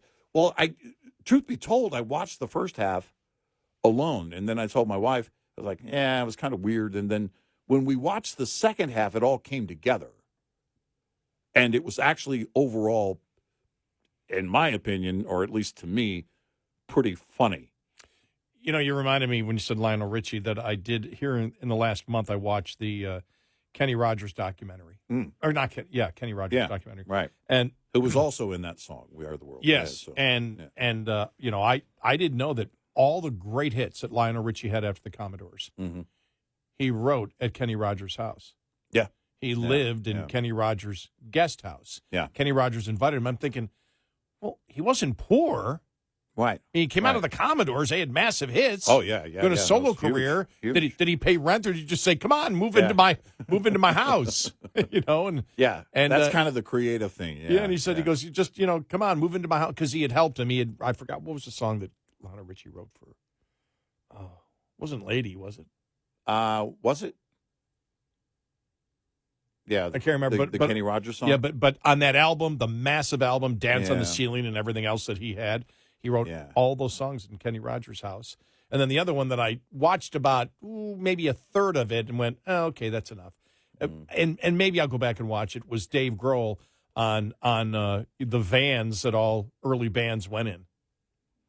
Yeah. He basically goes to all these different bands. Yeah. But and he found the Foo Fighters' first van. He owns the first. Wow. Oh, he found the first. He bought it. He bought it. So he's got, and he was driving around in it. He didn't fix it up or anything. It's he's driving around. It's like, no, it's nostalgia force. So he decided to do a documentary on bands that became really popular, including they had, the Aerosmith van that they had on whatchamacallit?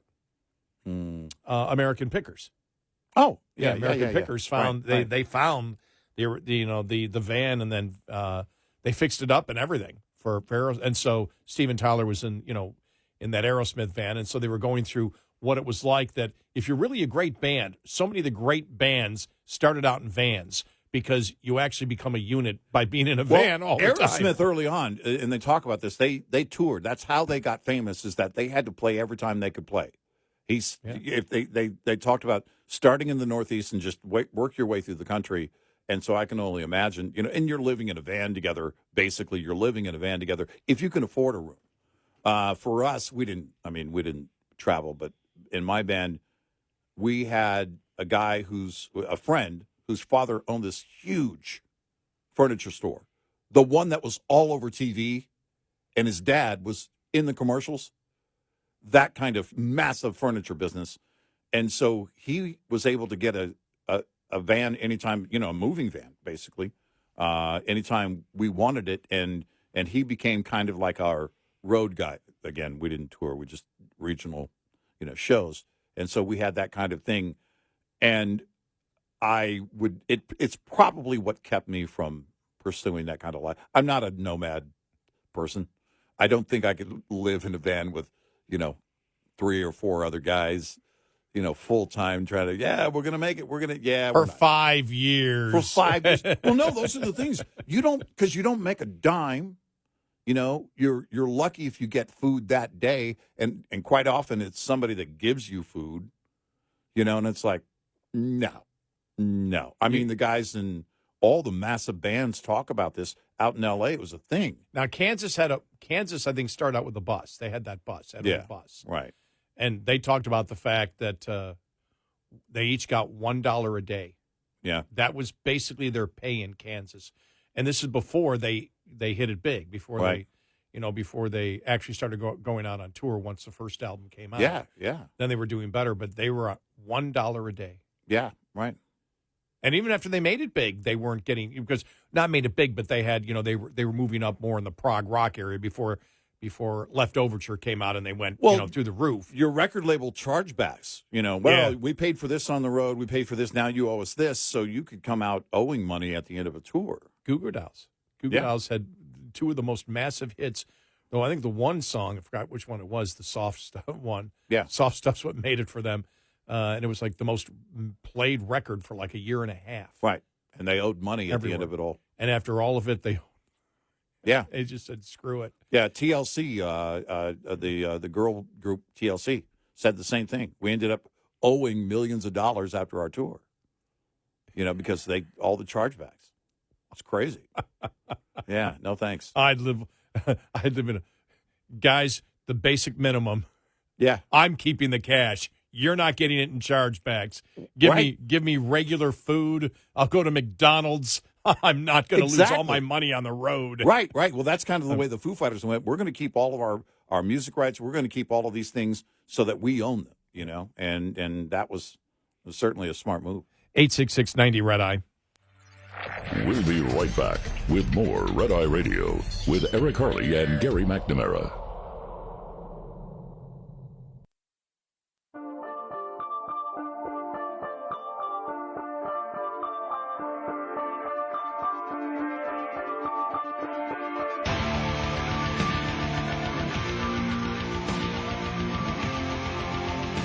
It's Red Eye Radio. He's Eric Harley, and I'm Gary McNamara.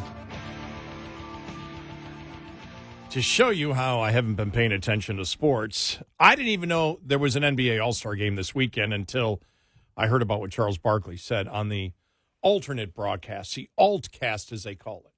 Yeah. Everybody's doing that now.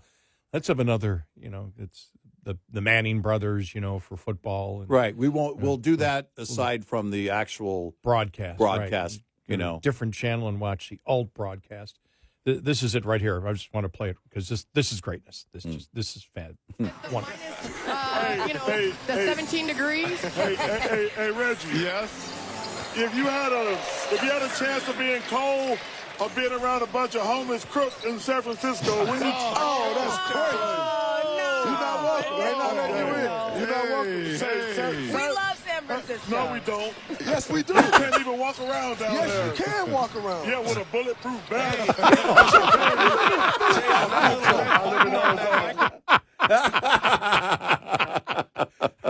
I need to watch more of the alt broadcast on the NBA. That was funny.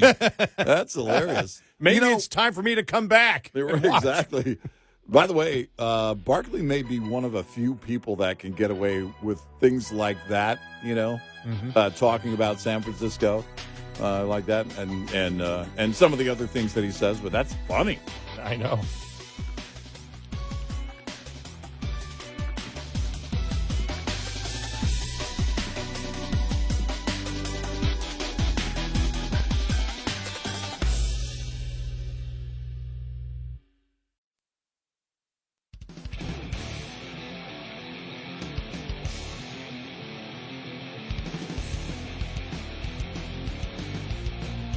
Eight 866-90 Red Eye. Now's your chance to be the caller. Red Eye Radio. And he is Eric Harley, and I'm Gary McNamara. Welcome and good morning. Thank you for being here. Download our Red Eye Radio app today and listen where and when you want if you can't listen live overnight. And thank you. Mm-hmm. We do appreciate it. We do. All right, I did find the transcript. I'd mentioned earlier about, just to start the show, I'd mentioned Bill Maher. And you and I had always said, look, we know that on some of these things out there where he seems to be talking more right of center than he has been, which he has been, a total loyal liberal all this time. Mm-hmm. And we said, look, watch it. He simply can't. There are some things that are just indefensible. Yeah. For example, I was reading the article. It was from the UK where this woman had season tickets to a soccer club. Mm-hmm. They call it football, but it's not football. No. And that'll be the biggest number of complaints I get this week. Yes, it is. This woman, season tickets, and she went on social media talking about the transgender movement and said a transgender woman is not a woman. Season tickets taken away, banned for another 2 years after that. So basically 3 years banned from getting season tickets for promoting hate speech. Not hate speech. It's a statement of fact. Yeah. And the funny thing is, where did I see it? I'll see if I can find it. I think I got some audio of it, and it was on the, it was something on the transgender movement, and I think this might have been in Congress. And it was one of the Congress people saying, they're saying, basically that a, man can't be a woman. That's not what we're discussing here. We're discussing identity. No, you're not. No. They can never tell the truth on it, because if you're simply discussing identity and you say, we want to recognize that this person thinks this way, and we're legitimizing the thought. Yeah. But that's tough even to say, because how can you legitimize the thought and not the argument? Right. Because the argument that the transgender movement is making is that you are a biological woman. And if it was simply identity and you weren't moving further, you would not have there would be no attempt to have biological men play against biological women. Right. But see, on that issue, they can't tell you the truth. Right. Right. And so, as we've said before, Bill Maher just knew, okay, this is going too far. The liberals are going crazy now. That's insane. Because I've said this before. I believe you can base whoever you're going to vote for just on that alone. Yeah. And you say, right, you're kidding. No, if a political party is defined the most well-known science that exists out there, biological men versus biological women, then what else won't they pervert? Well, you've seen it. The border is secure. Is it? Oh, by the way, we'll get to what Biden is apparently going to do from the Axios story, and we'll tell you why it matters. No, we won't. We'll tell you why it really matters. Yeah, you can figure that out for yourself. But Bill Maher, during his monologue, said everyone has to stop turning up the hyperbole knob up to 11. I play the audio, but there's profanity all over it. So knob to 11 before playing a clip of Sean Hannity saying every single thing you think of is worse under Joe Biden. And he says, for F's sake, Kimberly, calling Sean Hannity Kimberly. By the way, is that not misogynist or is that somethingist? Right. Yeah. For F's sake, Kimberly, stop being such a drama queen or go change something. Maher said, right. The American dream is dead because Mars bars used to cost $1 and now they cost $1.25. Yes, everything is worse under Biden. The flowers don't smell as sweet. The Wi-Fi is slower. IHOP tables are stickier. And it gets into a sexual comment. And even the fentanyl doesn't kill like it used to. It just gets so dull consistently hearing the same talking points you know they would be making no matter how things were going, Maher said. That shows you how weak his position is. And by the way, right after saying that the hyperbole needs to be tuned down. Exactly. He goes on that rant. He goes on the hyperbole that isn't existent. Nobody's talking about Mars bars alone. It's general inflation. Right. That is hurting people. Right. And then the flowers don't smell. The argument isn't flowers. You're making an argument nobody is making. The Wi-Fi is slower. It may be. That's not the argument the Republicans are making. IHOP tables are stickier. Nobody's making that argument. That's hyperbole. And that hyperbole that Bill Maher said he's against, which he is actually using, as Eric pointed out, is actually worse hyperbole because it doesn't apply to anything that we're debating, except the Mars bar in general. It's not Mars bar. It's everything that was $1 is now at least $1.25. Well, in your hyperbole, you just pointed out a 25% increase in something, and you may think that that's nothing, and you may have thought that that's just a silly little joke example of something. It's very real to parents and families who are struggling to make ends meet as a result of inflation. Because I would sit there and simply say, okay, inflation. Yeah, but people have jobs. Yeah, but you have to don't you understand how that's worse? Because if there's a recession, 90% of the people are still working and prices are probably down. The problem is here, even if people have jobs and can find jobs because of the demographic evolution in this country, because no women coming into the workforce like they used to and no baby boom has created a unique situation. Right. But it's worse, Bill. Now, if you're sitting there and you're making millions of dollars, you're part of the problem because you don't recognize it, and therefore you simplified that it's just a Mars bar cost $1.25 instead of $1. That's the only thing that they're doing. I mean, that's a child. He's arguing like an elementary school student. An adult does not debate or justify their position that way. And if you're going to, in the adult world, as Eric pointed out, say hyperbole is the problem and then go to the worst type of hyperbole, which is not addressing any of the issues, at least if Sean Hannity's actually there's less hyperbole there. He's saying everything's worse under Biden.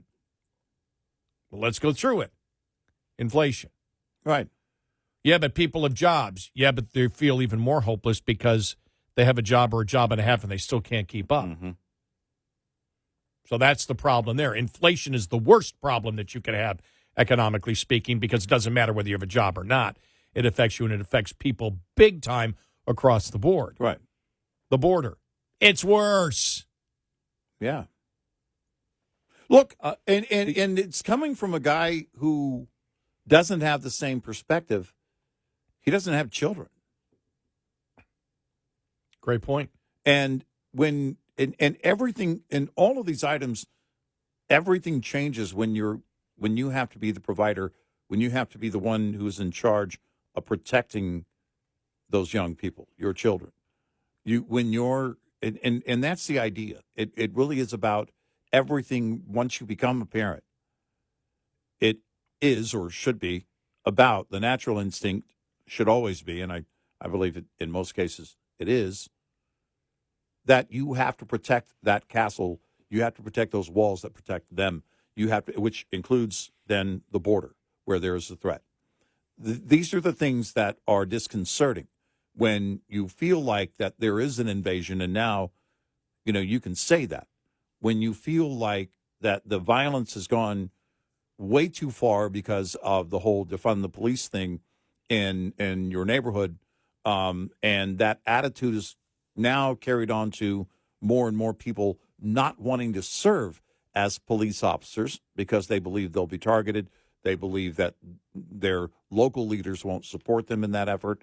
And that is a massive, massive problem. And then, of course, what's greatly disconcerting as well is not being able to provide, not being able to put a roof over the head and food on the table. And those are all things that go to the instinct that really drives good parents. Those are the things that changed the game, I think, over the last few years. And we said it back then, whether it was Disney taking on the governor of Florida, you're not taking on a Republican governor. You're taking on the parents of Florida. They didn't see that. They didn't see that because they're blinded by their own agenda, and they implemented that agenda officially as a corporation, and it cost them. And when you don't get that, when the left doesn't see the fact that you're taking, whether it's Loudon or whether it's any of these things, critical race theory being implemented, you're taking on the parents. And that's where it starts to blur the political lines, because the parents, some of those parents may have voted for the left and Democrats in the past, but absolutely will not cross that line. I thought Bill Maher was a perfect example of what you might see from some of those, Bill Maher. I'm trying to think who else from the Hollywood set that have moved and say, well, these policies are radical, and now as we get closer to the election are saying, yeah, but this is ridiculous to say everything is worse under Trump, and then or claim Biden, yeah. about under Biden, and then accuse the other side of hyperbole, and then you use even more hyperbole. It shows the fact that they knew they couldn't defend the things like critical race theory. Bill Maher knew he couldn't defend critical race theory, which is racism, or the liberal transgender activist movement. Right. As we've said before, because if you want to talk about how things are worse under Biden, the Democratic Party is more racist than they have been, I think, post the Civil Rights Amendment. Right. Yeah. Right now, they're the worst. I mean, we talk about the president lying about the Georgia election bill that got the Major League Baseball game canceled in Atlanta, all based on a lie. Right. Oh, did you see the Harvard professor? That went viral over the weekend, the Harvard professor who was black that did the whole study, the extensive study on whether, racism is a factor in shootings, and it wasn't. And he said the death threats and the things that he got, he goes, because he goes, I'm a researcher. I expected a different result. I expected that racism would be a factor in the shootings.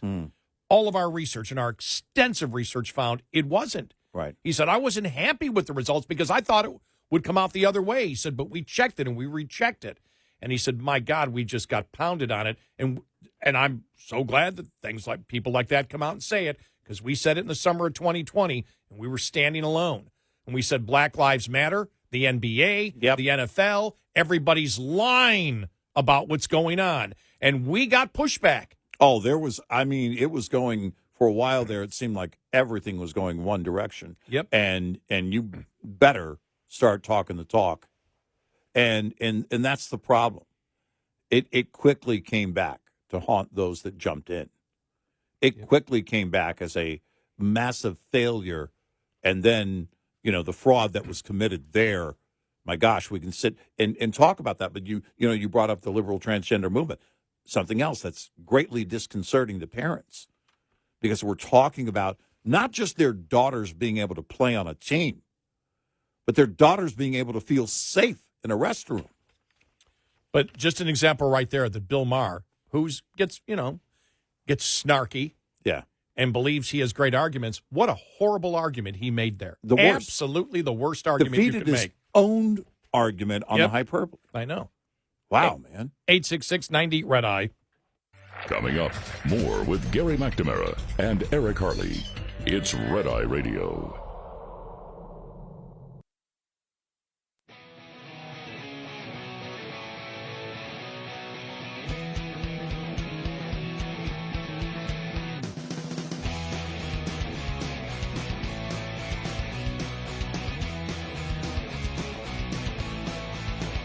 It's Red Eye Radio. He's Eric Harley, and I'm Gary McNamara. What the liberal media is reporting Biden is going to do before the State of the Union to show the country that he wishes to close the border and the Republicans don't.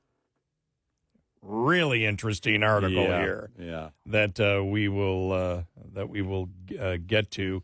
And where are we going on EVs and gasoline vehicles? Two articles that I read over the weekend. I'm like, okay, one seems to be contradicting the other on where the administration is going. We'll get to that. And here's the headline: No Labels is pursuing other possible third-party candidates. They're looking at several exceptional leaders after Joe Manchin has said he will not run, and Mitt Romney. No, he won't. Apparently, right after Manchin mentioned that, it was, according to one report, within a few hours, Romney was going, whoa, whoa, whoa, no. No.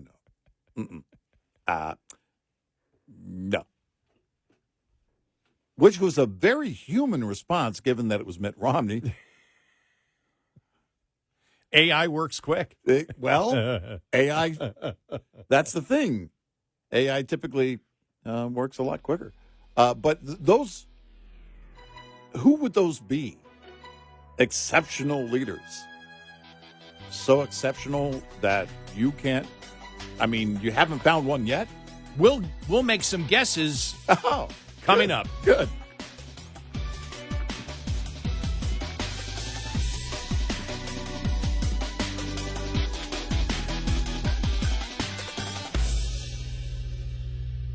This is Red Eye Radio on Westwood One.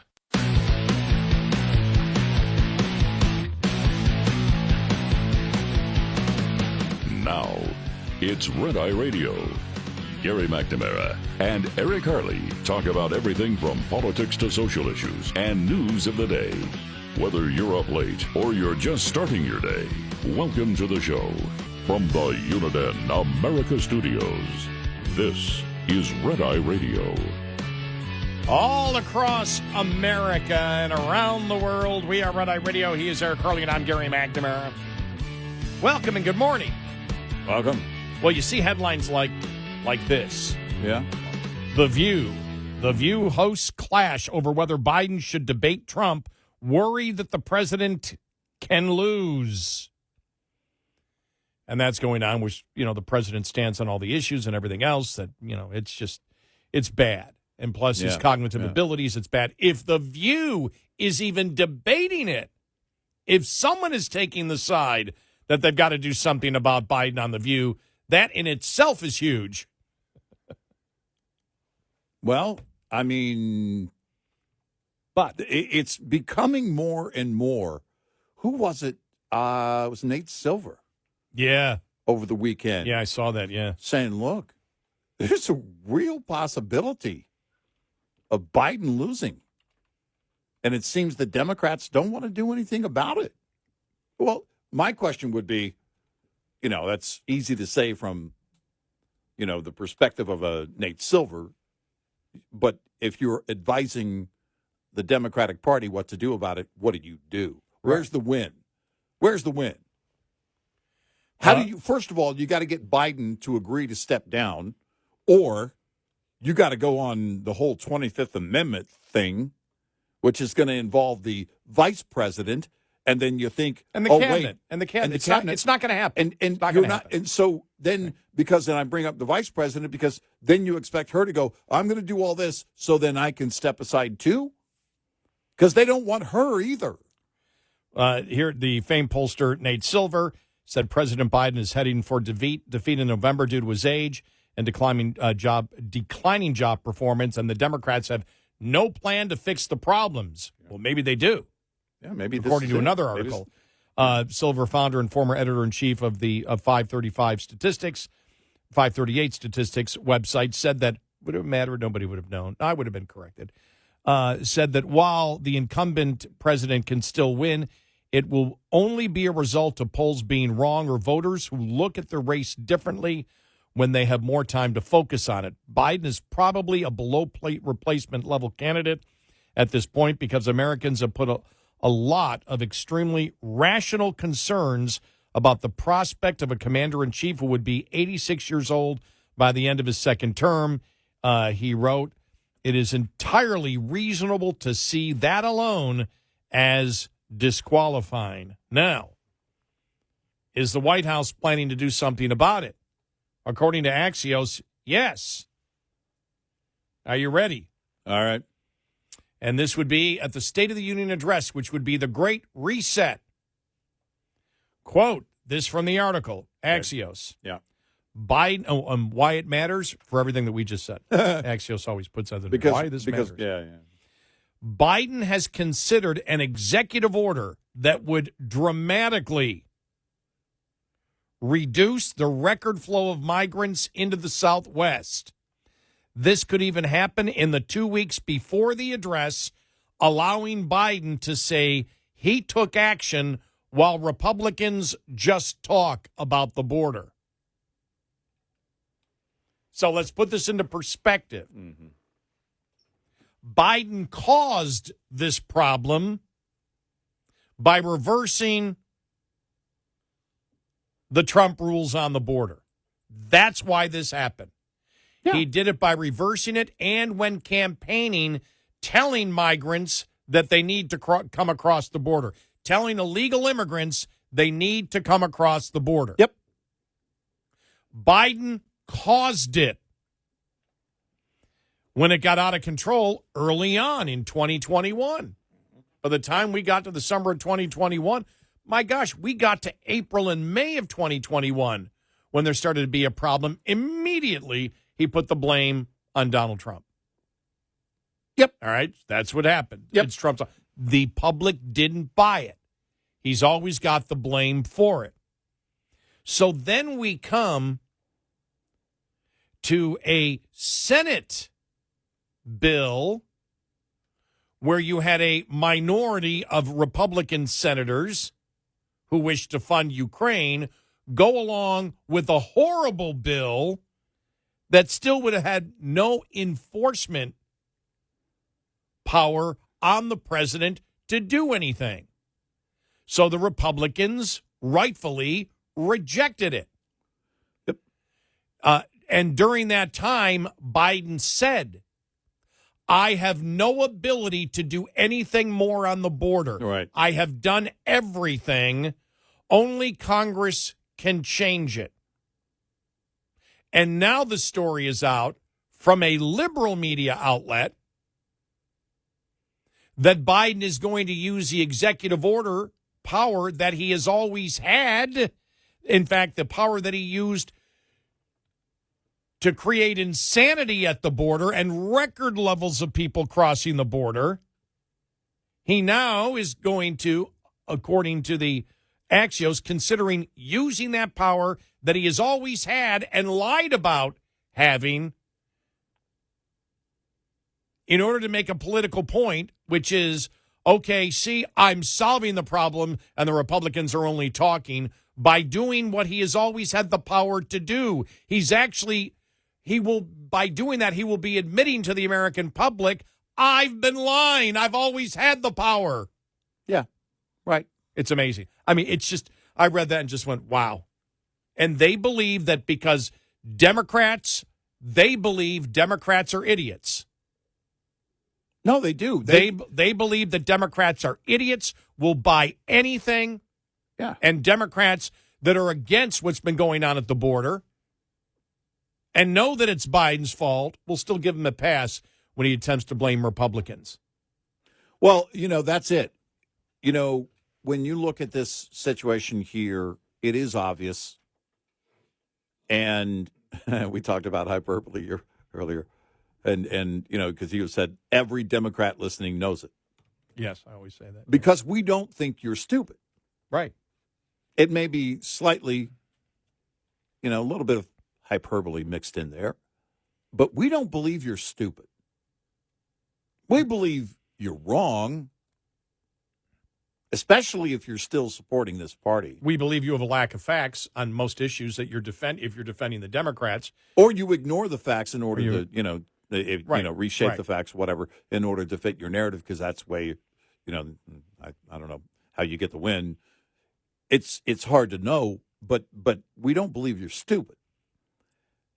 They count on you being stupid, and it's not just this administration; it's former administrations on the left, and we go back to Gruber and the whole, who was one of the chief architects of Obamacare, the stupid American voter. Yeah, and that's what they believe. Because keep in mind, with Obamacare, they weren't worried about Republicans. Republicans were not going to be on board. They knew they weren't going to get a Republican vote on this. It was about Democrats. And they had to get out there, and Obama had to campaign in order to get all the Democrats on board. And they do that by getting the political pressure built. And that's what Gruber meant by that. We're going to design this thing because, the stupid American voter. Well, what he was saying is the stupid Democrats, rank and file Democrats who support us. And what would happen if he did this and decided I'm going to shut down the border? We all know if reelected, then would reverse it again. Right. This would only be to win votes. And this is again where the Democrats spit in the face of even the people that support them, because the people that support them, the vast majority of Americans, look at what's going on at the border and think it's horrible. Right. And they blame Biden for it, because Biden should be blamed for it, because if he does what he says he's going to, what Axios says he might do here, which is reverse and go back to Trump-era policies that he reversed, right, then he's going to say, see, I solved the problem. I solved the problem that I created while the Republicans did nothing. That's going to be the argument. Yeah. Now, you may view that as sophisticated manipulation. Okay, he caused the problem. Then after he caused the problem, he blamed the opposition. The public didn't buy it. And then this continued, and it got worse and worse and worse and worse.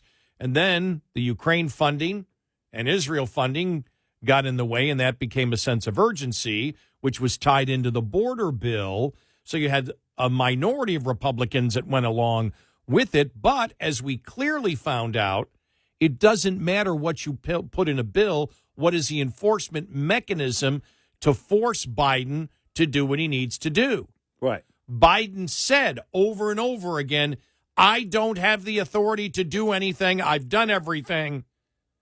Republicans must give me authority to do it. If he does this, he is clearly showing he lied again to the American public. It's part of the pathological line, right, where then he comes back and says, I solved the problem. and Republicans did nothing. I solved the problem that I created and always had the ability to reverse. He believes he can sell that to you, and then if he gets elected and is a lame duck, that border's back open again. Oh, yeah. If that ever happened. Oh, yeah. You know it. I know it. Every Democrat listening knows it. And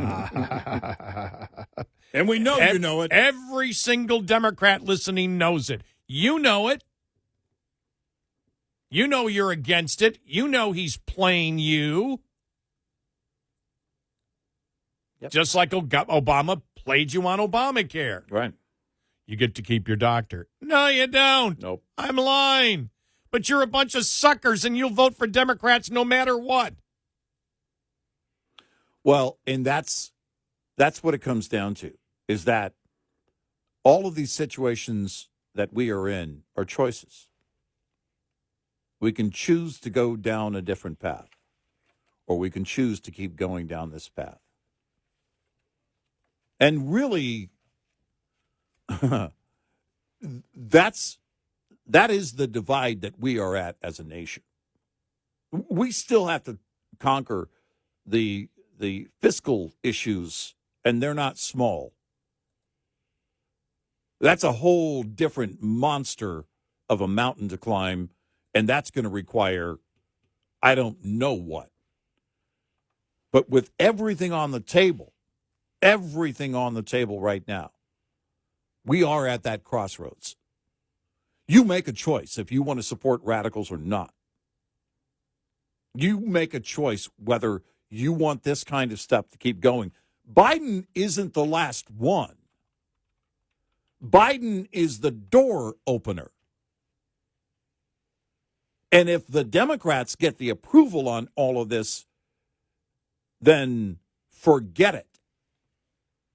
And I firmly believe that a lot of this stuff can't be reversed once those floodgates are permanently okayed by the American people. If that's how you vote, that's what you're going to get. And they believe, well, we won. We are going to keep doing this and more. So the next Democrat, whoever that's going to be, that gets in the White House, or those that are on Capitol Hill, when they gain control, and they will again at some point, will take it even further. There is no doubt. And then they pretend that they're, we're moving more to the center as we get closer to an election. Yeah. And then they'll just reverse policy again, and it works for them. And that's where they say the people that vote for us are idiots. We work against their best interest on a consistent basis. We work against their best interest. Think about it. Democrats control the cities. Do I have to say any more? Nope. Major cities in America. Nope. That's it. That's it. Do they care about the people that live in those No. cities? Do they care No. about their safety? No. No. And they're pointing at Republicans as the problem. The Republicans don't have power in those cities. 86690 Red Eye. Brought to you by Hot Shot Secret. Hi, I'm Jen Loomis, a transport safety expert at JJ Keller, and I'm here to share a tip on speed and space management. When driving, you need to manage the space around your vehicle so that there's enough space to allow you to adjust when traffic conditions change. The space ahead of your vehicle is the most important and one of the easiest to monitor and adjust as needed. One rule of thumb is to allow at least 1 second for each 10 feet of vehicle length at speeds below 40 miles per hour. At greater speeds, add an additional second. It's impossible to keep other drivers from tailgating you, but there are some things you can do to make it safer, such as increasing your following distance, avoiding quick lane changes, and slowing down. There are also several things you should do to ensure that there is plenty of space between the side of your vehicle and other vehicles. Don't hug the center line, avoid hugging the right side of the road, and avoid traveling alongside other vehicles in strong winds, especially crosswinds. This tip was brought to you by JJ Keller and Associates. Visit us at jjkeller.com. Lines open for your calls. 866-90 Red Eye on Red Eye Radio.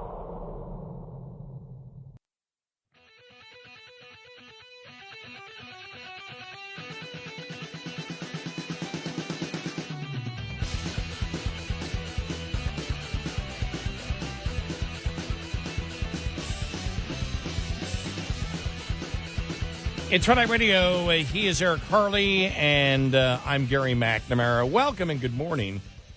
Apparently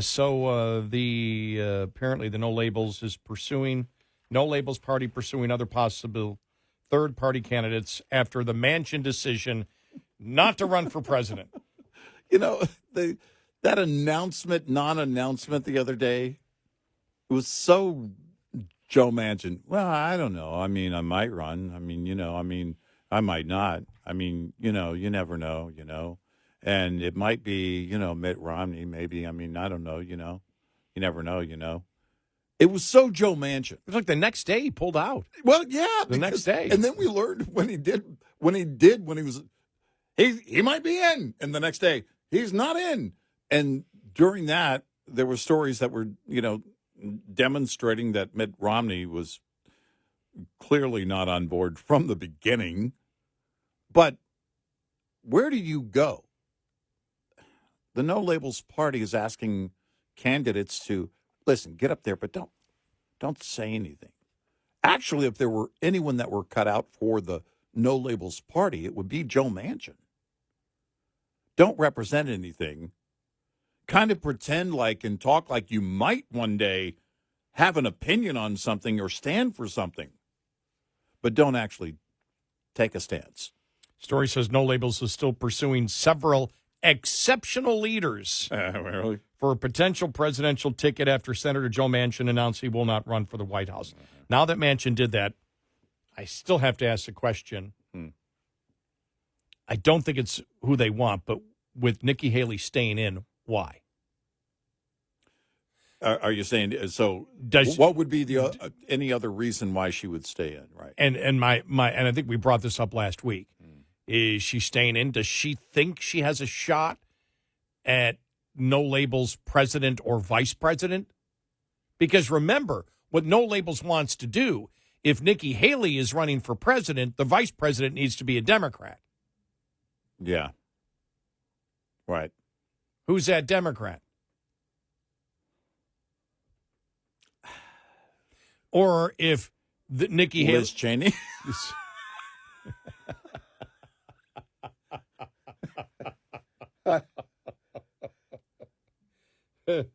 Seriously, who's the Democrat? With all the demonization of Nikki Haley that you get from the left, who's the Democrat that makes that... Well, maybe I should just drop it because as I'm saying it, I'm like, nah, that's not going to happen. Why am I discussing something that probably isn't going to happen? I don't know who it would be because I honestly don't know who that would be. What exceptional leader in the Democratic Party? Who would that be? Who lately is... Well, let's go with the person that's was in second place for the Democrats, Marianne Williamson, Dean Phillips. Yeah, maybe. Fetterman. No, because he takes opinions. Well, right. He has a stance on the border, and you can't have that. Right.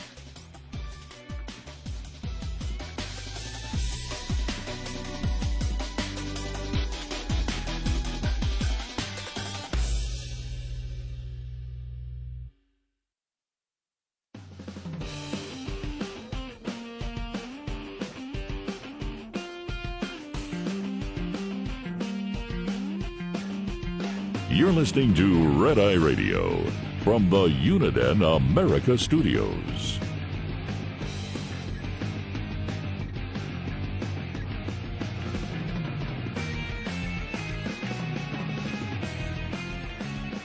It's Red Eye Radio. He is Eric Harley, and I'm Gary McNamara.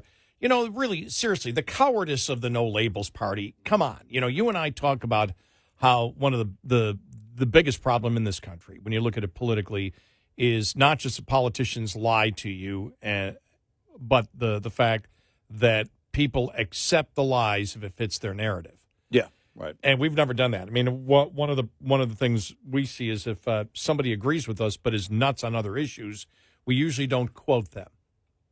We do admit that there are people that have radical viewpoints that may, on some of the issues we believe in, have the same opinions. Sometimes radicals may have the same opinion that we have, but for completely different reasons.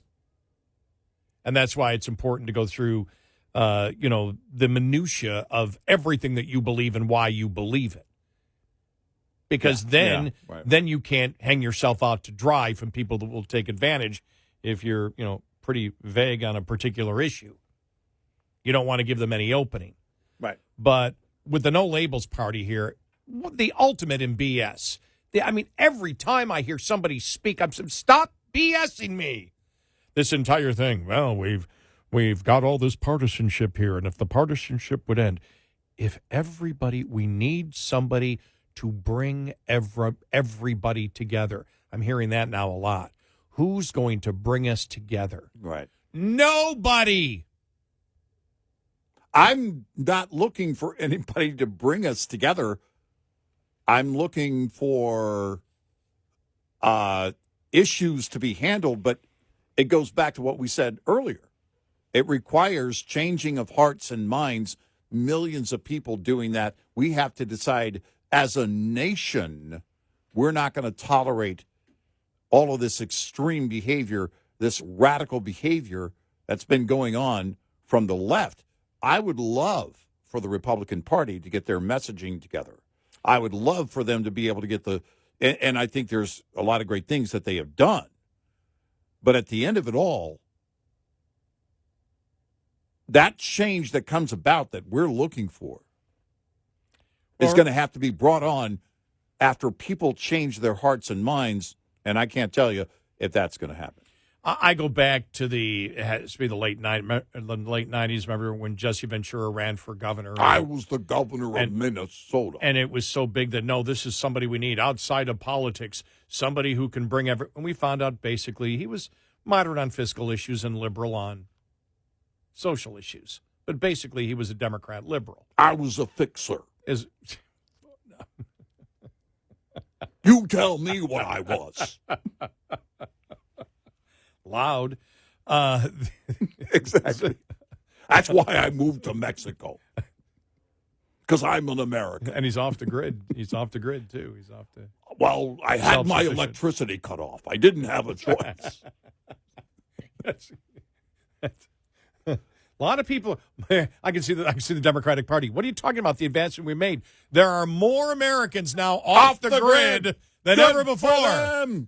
Really? Yeah, well, yeah, they had their electricity cut off. They couldn't afford to pay it. Turned out that they can't afford to be on the grid. The grid's way too expensive. But when I ever hear the No Labels Party, I think, it's just everybody, they just take it up to a new level of BS. Bipartisanship. If we have bipartisanship, it will blah, blah, blah, blah, blah, blah, blah. No, everything is where you stand on the issue specifically. Yeah. If that's not where you're headed, look, if you come out and say, if you as a No Labels Party came out and said, look, what's happening at the border is ridiculous. 70% of Americans think it's ridiculous. We're going to be the No Labels Party. We're going to do what Americans want. So we're taking that position there. Okay, fine. Government spending, it has to stop because the inflation is there. Yeah, right.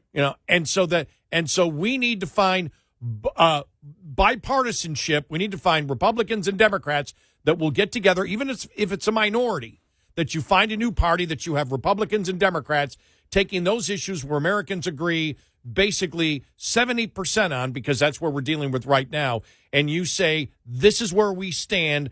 We stand with the American people. But anybody who's willing to fight with us to solve these issues, right? And then that's who this is where we are on the issues. And because I can say that we talked about it. What does conservative mean anymore, right? So we know what liberal means, but liberal now sounds tame because it's really radical. And so when you think about when we talk about the far left, when you think about all that, then you could say, look, label this, label that. This party is going to be about fixing these items. Here's where we stand. We need to fix the border. We need to be strong on national security. We need to fix the economy. We need to get back to doing oh, wait a minute, we need to make America great again. Well, yeah, but when you say you got to fix the economy, you got to give the specifics of how. Because remember, the Democrats are telling you they're fixing the economy by getting the government much more involved. Which is where I was going. Right. Those are the things you have to do. You have to get out of the way. When it comes to regulation, you have to expand the economy, and we have to get our fiscal house in order so that inflation like this never happens again to another generation. We've got to return the buying power to every American family that was growing before all of this nonsense began. Well, it's also the childishness of no labels. We don't have any. Right. Yeah, everybody has some kind of a title. I'm conservative libertarian. People know what that means. People understand because we say we're conservative libertarian. Here's where we stand every single day. And you and I have talked about this in the past. Isn't it really amazing that on the economy, for example, has anybody's ever sat down with Trump? We do this 5 hours a day, 5 days a week. Has anybody ever asked Biden to sit down and explain for a couple of hours in a discussion capitalism and where they wish to go, for example, with EVs and the Green New Deal, and actually get into a discussion of how do you believe an economy works? Right. Yeah. Has anybody ever done that to Trump? I've always wanted to do that with Trump because of his changing opinions between, tariffs and free markets, which he's bouncing back. And one is accepting cases of like China, which we view as an exception. Right. China's an exception to it. But I still have no idea. I cannot give you a base mindset as to where Trump stands on economics. Right.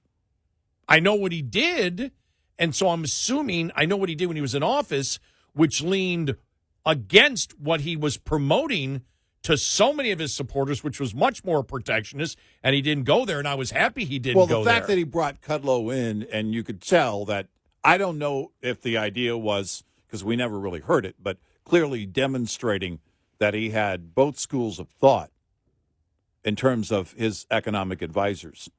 And Kudlow coming in was something we said, all right, then that's a good move. At least he's, and appeared to be, at the end of it all, listening to Kudlow because he didn't make those major moves, steel tariffs notwithstanding.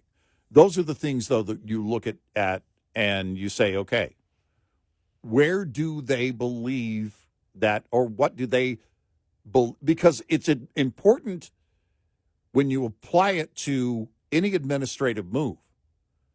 That administrative move can be overturned by the courts, but it may take a long time for that to happen, or it sits there and festers and does damage until the next administration comes in. But you know more about, and I'm talking to our great listeners, you know more about us. You know 1,000 times more about what we think on every issue than you do any of the major Republicans or Democrats. Yeah, right. Yeah. They're all wishy-washy. We get right to it. Here's what we believe. Now, we're not running for political office. Right. But the fact is, you know more about how we think about these things. And then No Labels sits there and comes in and goes, okay, let's have no labels, and we're not going to touch any issue. And we're going to go as far as we possibly can without touching any issue and just throw out bipartisanship, no labels. We need to meet in the middle. We need to find out and get the middle, Malcolm in the middle, and everything in the middle, stuck in the middle with you. It's just, it gets to the point of just being, stop BSing me. Well, tell me where you stand on the issues, because that's the only thing that matters to me. It sounds like they just want to be liked. And every once in a while, you'll come across people in our business that are doing what we do that kind of just want to be liked and want to be popular. You're not always going to be popular if you're telling the truth. No. In fact, quite often, you're going to be called out by people that agree with you. One thing you don't do is get into talk radio to be loved. You and I had this discussion. I don't even know what it was about, but someone got into this discussion in our pre-show meeting. It's like, no, you don't choose this business because you're like, I want daily affirmation that I'm doing the right thing. Well, it really is this thing because And I get that, people that, if you were doing something different and that adoration was part of it and it's like, popular and, hey, really like that guy and blah, blah, blah, blah, blah. That sometimes can be a part of what we do, but it's not what we do. What if you're doing it right, you should be laying out your views, your opinions based on the facts and not wanting to be popular, not intending as the goal to come away as popular, as liked.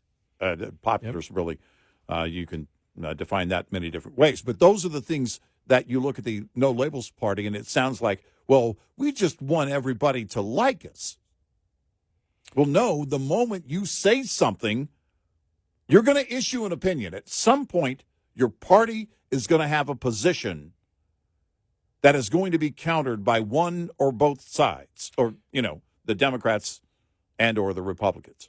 Here it is here. And this is from the co-chair of the No Labels Party. In the next couple of weeks or more, we'll probably make an announcement whether or not we will give the ballot access to a unity ticket. A unity ticket means a Republican and a Democrat. Doesn't necessarily mean the Republican would be the president candidate. As we saw here, it was supposed to be, the last thing we heard was Manchin, and then Mitt Romney as his vice president. Now we know that's not going to happen, and Manchin isn't going to run. A unity ticket means a Republican and a Democrat.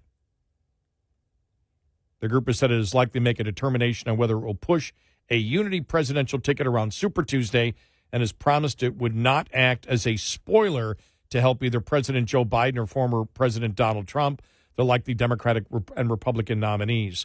So we're not going to tell you where we're standing on anything, because then that makes people upset at us, and we want a unity ticket here. We don't really know where we stand on the issues yet. We still don't know after, being around for a year and a half, I think? Yeah. Roughly a year and a half. Yeah. And our goal is not to act as a spoiler to Biden or Trump. Well, if you're a unity ticket, if you're you're a political party, you're going to affect the election in some way, especially if you're talking about the differences in the candidates normally is plus or minus 5 points, and you're getting involved. Whoever you pick is going to affect the election somehow. Or is your goal simply to say, our goal as a unity ticket is to take the exact amount of percentage away from Donald Trump as we do Joe Biden. Right. Nothing has a point for No Labels. Exactly. And they seem to be proud of it. Exactly. Jeez. Which is why they can't find a candidate. And really, I think they're camping out waiting on the whole Nikki Haley thing.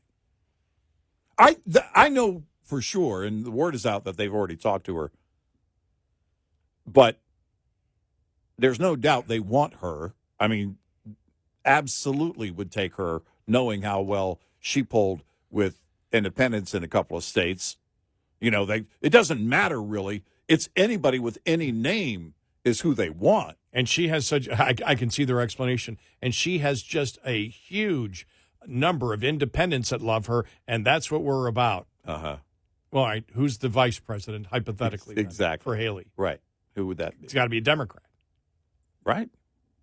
Who's it going to be? Well, they're picking a moderate Democrat. It would be Adam Schiff. Yeah, exactly. 866-90-RED-EYE. Get in touch with Red Eye Radio, toll free at 866-90-RED-EYE.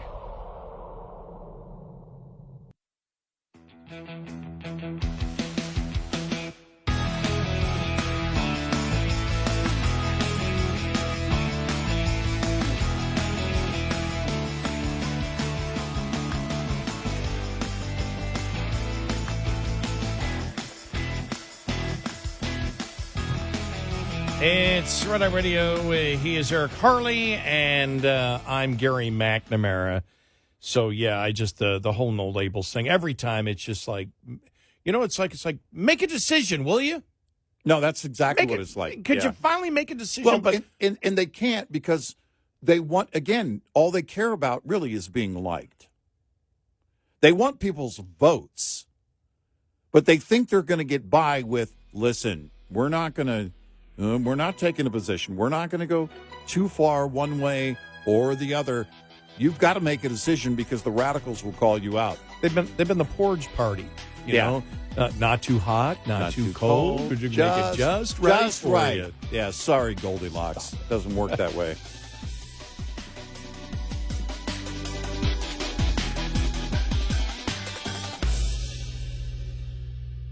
This is Red Eye Radio on Westwood One.